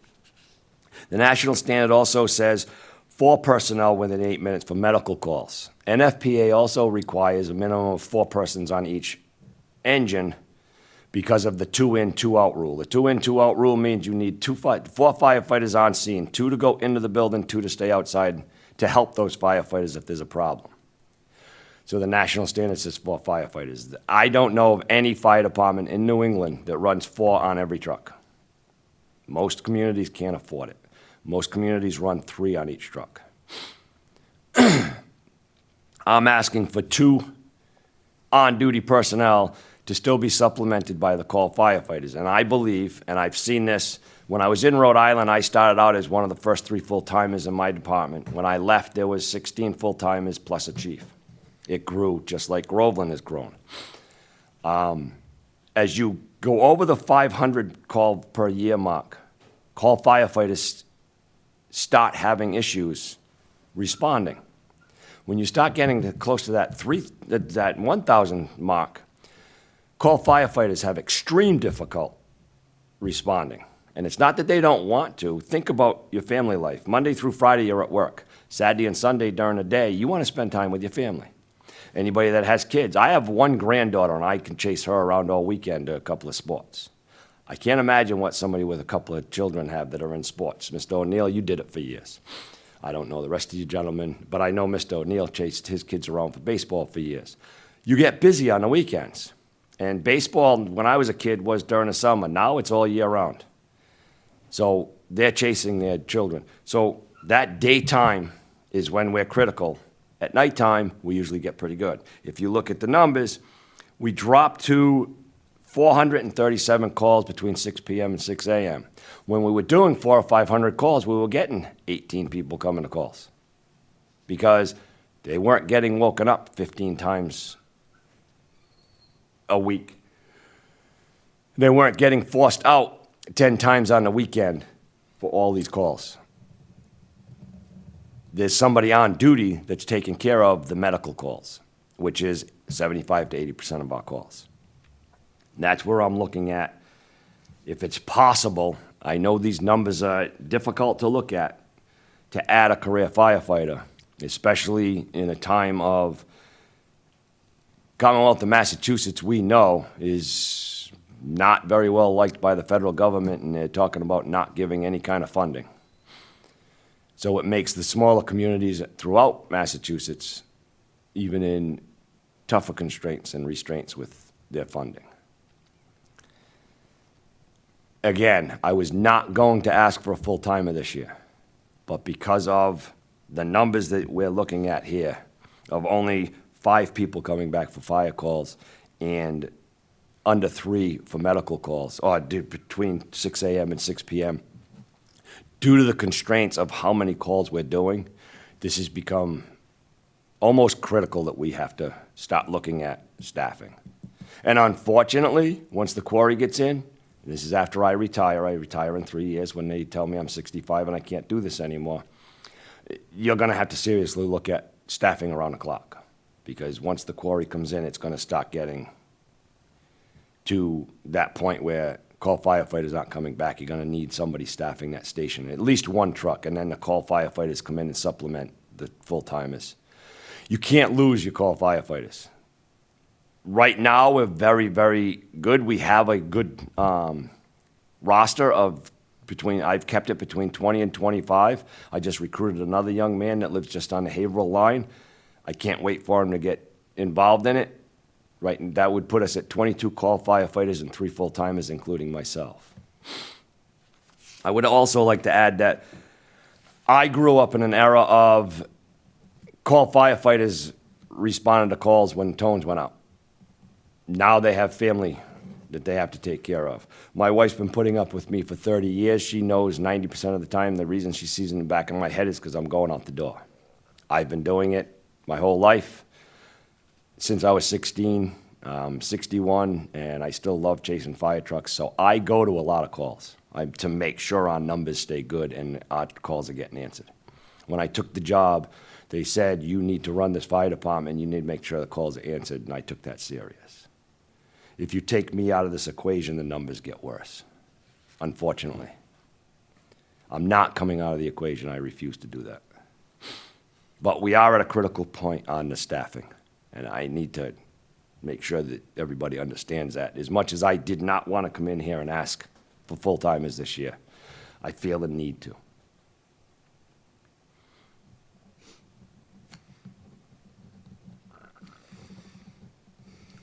Okay. Thank you, Chief Valentine, for that very passionate and informative presentation of your department and its needs. I think we are on the left side of the table this time, so we'll start with the questioning with Mark. So go ahead, you have the floor. Thanks for everything you guys are doing.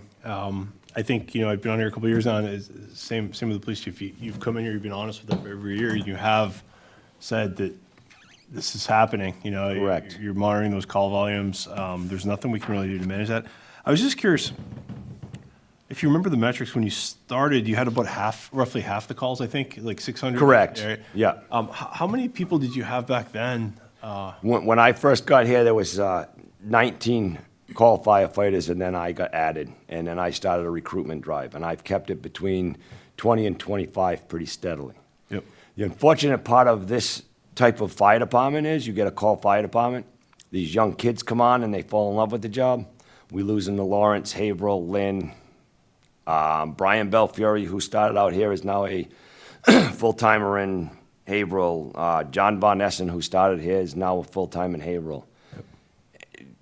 It's unfortunate that we're losing them to these cities, but they fall in love with the job and they start testing and they get the job in the city. Yeah, it's an opportunity. Right. Sure. And Chief O'Brien, who is retiring this Friday, I saw today, and he thanked me again for those two people, because he said they came in well-trained and they know what they're doing. Thank you. They're good guys. So we're doing our job at training them and getting them ready. Unfortunately, we lose them probably 4 to 5 years in. Right. But for twice the calls, you're only went from like 19 to 22, so you have, I don't know, 10 or 15? Right now, we have 25 on the roster right now. 25, sorry. Yeah, Sorry, and I all just right, so- recruited another young man who's in EMT school. So he's already in EMT school. We'll have to send him to the academy. Yep.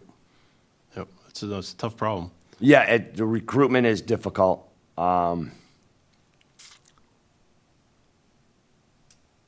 used to be a good junior firefighting program through Pentucket Regional School that Dave Evans, who is now the chief of Newbury, had started. He's the chief of Newbury now, and he's extremely busy, and I think that's kind of fallen off a little bit because we had pulled in a few from there. I'd love to sit down with Chief Dwyer and Chief Fisher, and maybe we can start something else again between the three of us to get some more recruiting done, to get them right out of high school. That's how I started. I was 16 years old. I started as a junior firefighter. Yep. And I think that's a great program if we can get it started again. I think Dave Evans did an incredible job when he was in West Newbury doing it, but now he's in Newbury as a chief, and he's extremely busy. Yep. Is it expensive to maintain a call firefighter per head with training and everything else that has to go with? No, because 90% of our training we do in-house. Okay. Every Tuesday night, they're required to come for 2 hours of training, and they're pretty steady. Training nights, we usually have the 20. I mean, we all miss occasional with vacations and other commitments, but we stay steady at 18 to 20 members showing up for training every Tuesday night. Right now, we have 4 in the academy, and this year, instead of supplying them with gear that we had and then buying them new afterwards, I rented gear through IPS, and that rental gear only cost me a few $100s each person instead of destroying a set of gear that's cost about $2,000 to $3,000. Once they graduate, I'll look at buying them new gear And then the gear is rated for 10 years, unless it gets destroyed somehow. But it's rated for 10 years, and we try to replace them every few years to keep a rotation, Sure.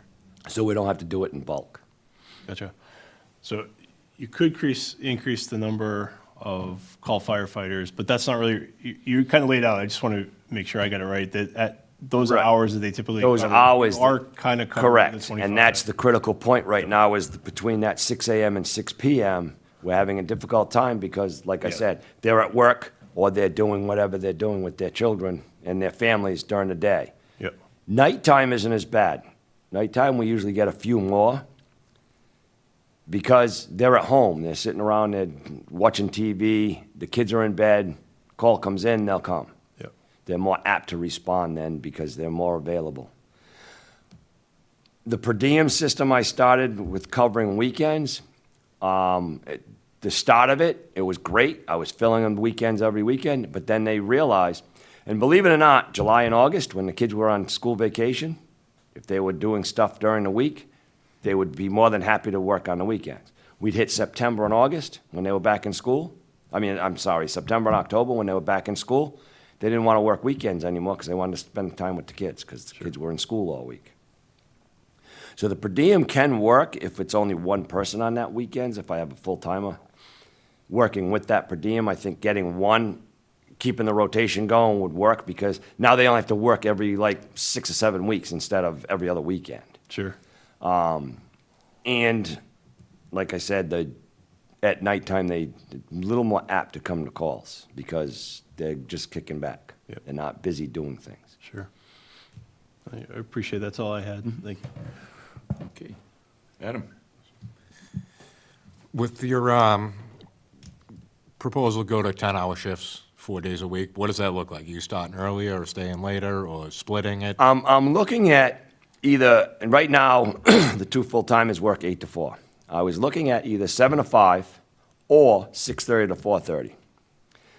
And like I said, that earlier hours in 6 in the morning until 8 seems to be when we get more calls than between 4 in the afternoon and 6. Yep. So I was looking at either 7 to 5 or 6:30 to 4:30, trying to figure out what Where the fits sweet best. spot is. Right. And then I see a line item in here on holiday pay. Can you explain that? The holiday pay would be because they're going to be scheduled to work holidays. So that's like add Right. for halftime or whatever. Whoever is working will get an extra day's pay because they're working. So it'll be like they're getting double time because they're working that holiday. Again, I understand the need, and I think you've done a decent job of keeping the hit as low as possible. Right. I personally would lean towards the one option and then kind of see what, Right. bring one in and then. Yep, and then one in a couple of years if we can keep the per diem. And if the per diem stays where it is in a couple of years, I can slide that per diem money into the full-time staff. Yep. So then you've already started at the 35,000 and drop it, then that 10,000 just stay to cover like overtime, not overtime, sick days and Yep. vacation. And all vehicles are holding up, we're not looking at. Vehicles are in really great shape. The oldest one is a 2000 KME pumper, which is engine 2, and that's our reserve pumper right now. Engine 1, engine 3 being the newest vehicle, are both doing great. I do the preventive maintenance every year. John McComsky takes care of all our preventive maintenance. And John's local, and he is the least expensive when it comes to the hourly labor rates. It works. All right, well, thank you, I've got nothing else. Okay. Brian? Good evening, Chief. Good evening. Just some housekeeping stuff. Your narrative, very well written. Thank you. Very impressed by, and again, your chart, very informative, so thank you for that. Can be real simple. First question is the regional call center, how's that been working for the fire department? Excellent. Would never say anything negative about the dispatches that we had when the police department ran it. The problem was it was only one person, and they would tend to get overwhelmed if it got too busy. Right now, with the regional center, you have one dispatcher doing fire, one dispatcher doing police. So they're staying focused on that one job. They don't have to worry about the phone ringing 15 times and having to answer the police car and the fire truck and the ambulance. There's enough help in that regional dispatch, so that's a major improvement. The dispatchers that we had all did a really great job, but at times they would get overwhelmed and they'd have to say stand by.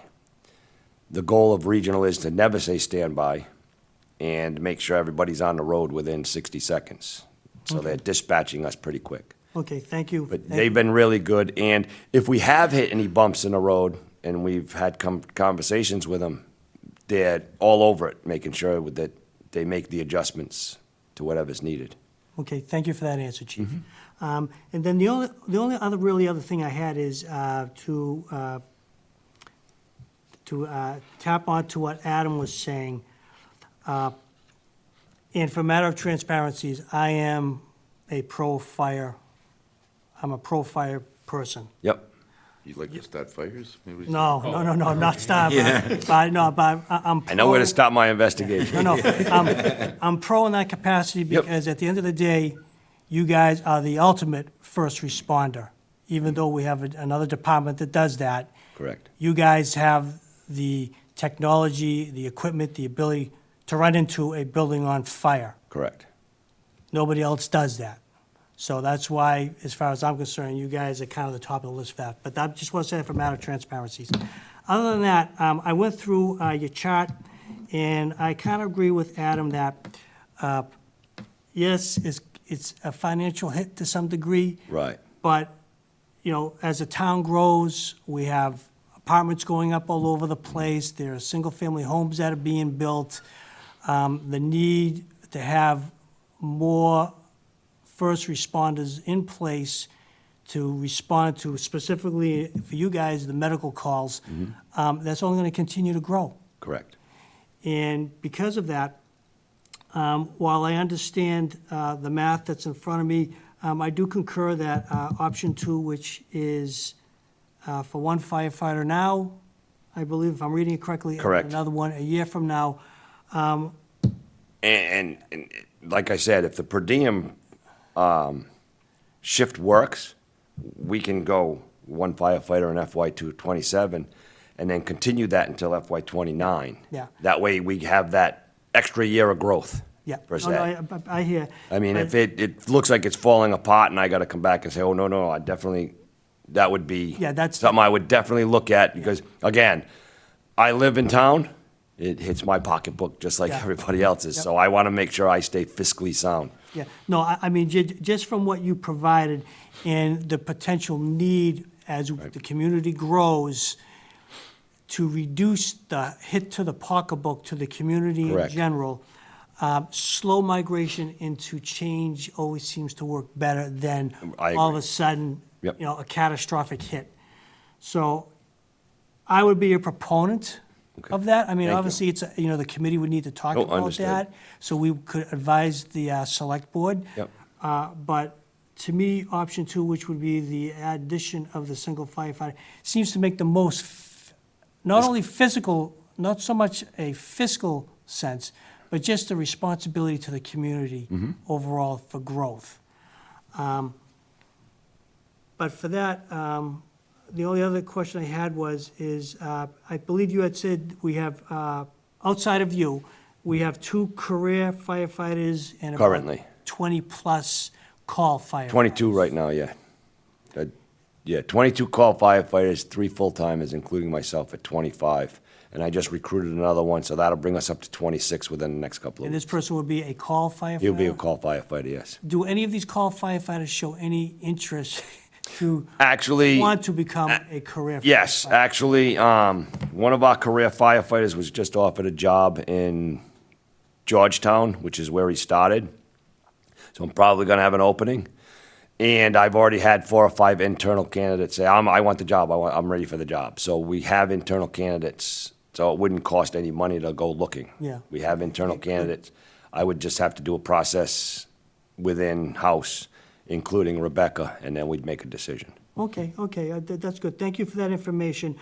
Just that you know, you're not the only one that's having hiring problems. The previous person that was in here for their particular organization, running into the same situation. So it seems to be pretty consistent that all you guys are having issues. So Yes. I can speak for myself. I feel for that because what you guys do to provide to the town is very important. Why more people aren't doing this is beyond my comprehension. I would support 100% you trying to get with the other chiefs and communities around to get youth firefighter programs started. Right. Because, you know, everybody goes off to college. Yes. There's no electricians, plumbers, firefighters, police officers, things like that. So I would be very supportive of that also. Other than that, thank you for your time, Chief. All right, thank you. Mr. O'Neill? I'll try to be very brief. I'm actually of the opposite opinion, because odd numbers don't necessarily always work well for me. Okay, And it would leave you with 3 full-timers, correct.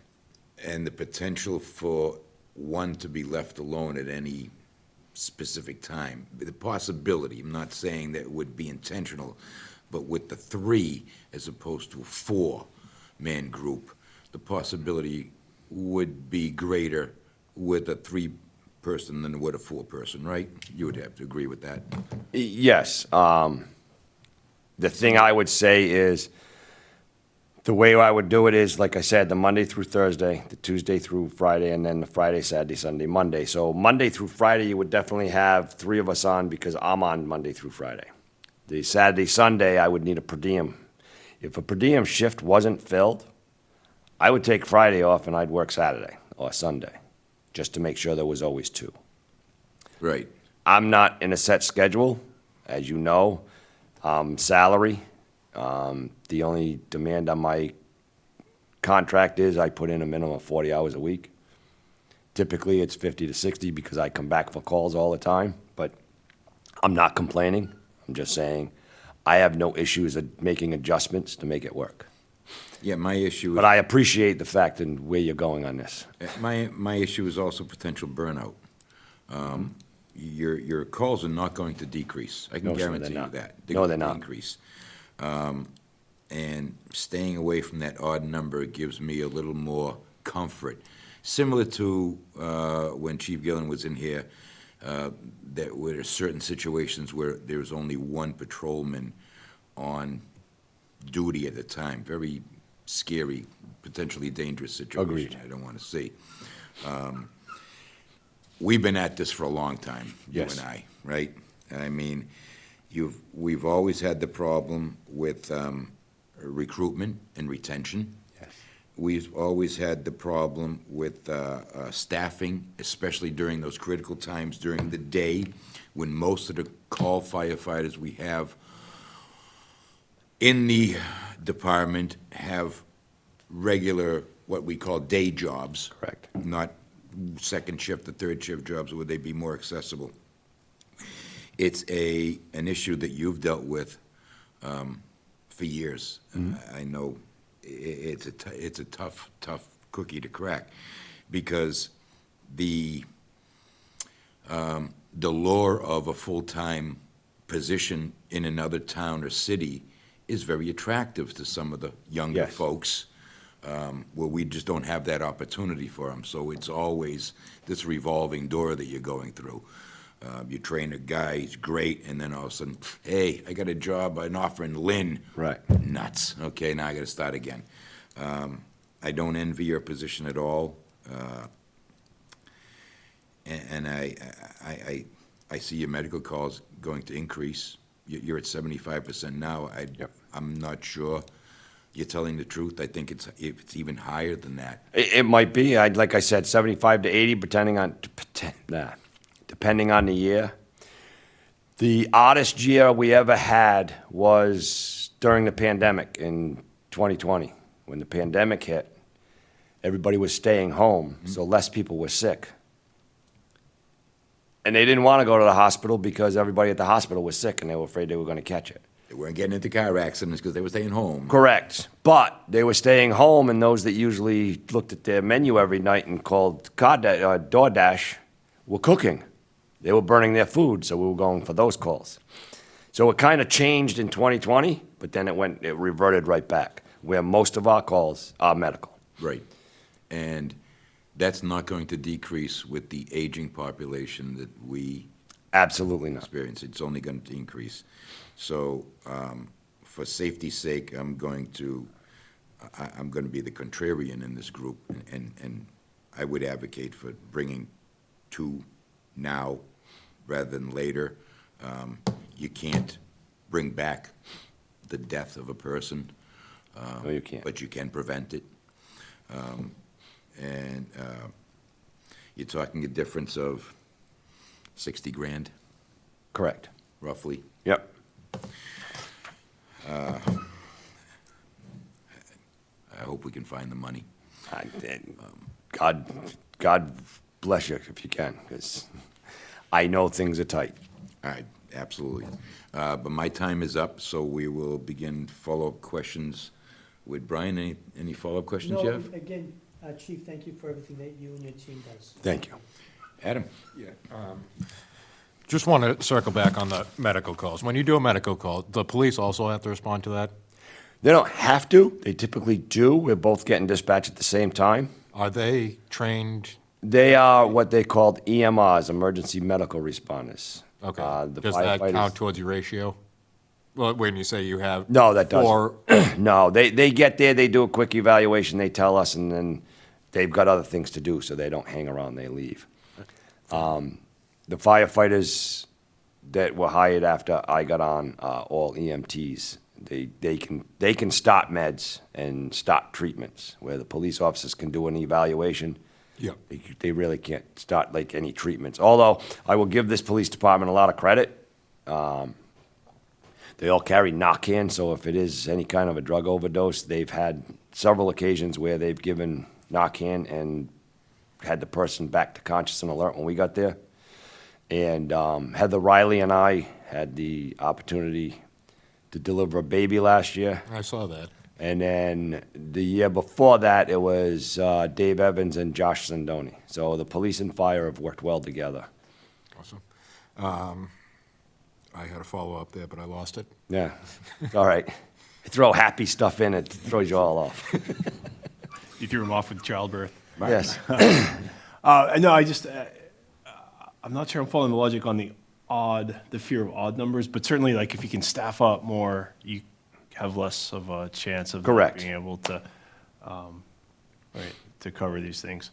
But I wanted to say thank you for putting the 2 options together and going through all that extra work. I think it's hugely helpful. Right, and I'm not trying to, I understand the fiscal issues in Groveland. We're a small community. I live in this community, and I understand that the school gets a big chunk, and then we have 8 other departments asking for money out of a small chunk. Yep. So I get it. If you notice in my last part of my narrative, it says that I'm very aware of the financial impact I'm putting forth because of Prop 2.5. It's going to affect other departments. Yep. And it's not, everybody wants their cut of the pie. Right. So appreciate you putting the extra time in. That's all. Everybody wants a bigger cut of the pie. That's all I have. I don't have anything else other than my gratitude, my admiration for your years of service to the town of Groveland. Thank you. I hope that service continues till the day it can no longer continue due to laws. Yeah, they'll take me out of here kicking and screaming. Don't necessarily agree with, when Joe was was facing that mandatory retirement Right. age, I made the point that, look around, 70 is the new 50. Right. We're all living longer, we're all much healthier than we were, 40 years ago. So I think that in a case like yours, maybe the laws should be reviewed to, take into account the better health that most of us are experiencing in our later years, Yep. so that we can keep valued people like you on longer in the service of their communities. Well, thank you. I appreciate it. It came back. It came back to him, Came back. okay, go ahead. So you mentioned that all our firefighters now are EMT certified. That would continue with the Yes. new additions as well? Absolutely. Perfect. That was all. Thank you, sir. And just one other thing, the police officers typically arrive on the scene first because they're typically on the road. Right. On the go, where maybe not the station is typically manned at that particular hour. So that's the reason why they, Even when we are covered, we're in the station doing housework or doing fire prevention or doing training, they're or on the if road. we're out doing fire inspections, we're not in the truck. Right. Police office is their vehicle, so they're constantly on the road. They get a little bit of a head start. yep, absolutely. So yeah, they'll get there first, which is perfect because we'll pull up, we'll see the police car, we know what driveway to go in. Helps identify the. Yes. Yeah, absolutely. All righty, I think we're all done. Excellent, thank you Appreciate very your much. time, and thank you for your continued service to the community. Thank you. Yeah, there you go. Just before we adjourn, I'd like to bring up something. The community lost a valued member of its community a few days ago, in a person named Dexter Murray. If you know him, as I knew him, you are definitely a better person for having known him. He fought his battle valiantly. Unfortunately, he lost it, and he was really one of the pillars of community as far as his volunteer work with the youth organizations and youth sports.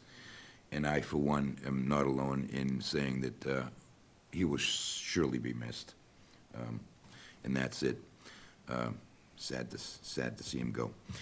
And on that note, will somebody kindly give us the... Motion to adjourn, 7:07 PM. And I'll second it. Okay, any discussion? Seeing as none, all those in favor? Aye. All those opposed? Meeting adjourned. Thank you very much, technical support.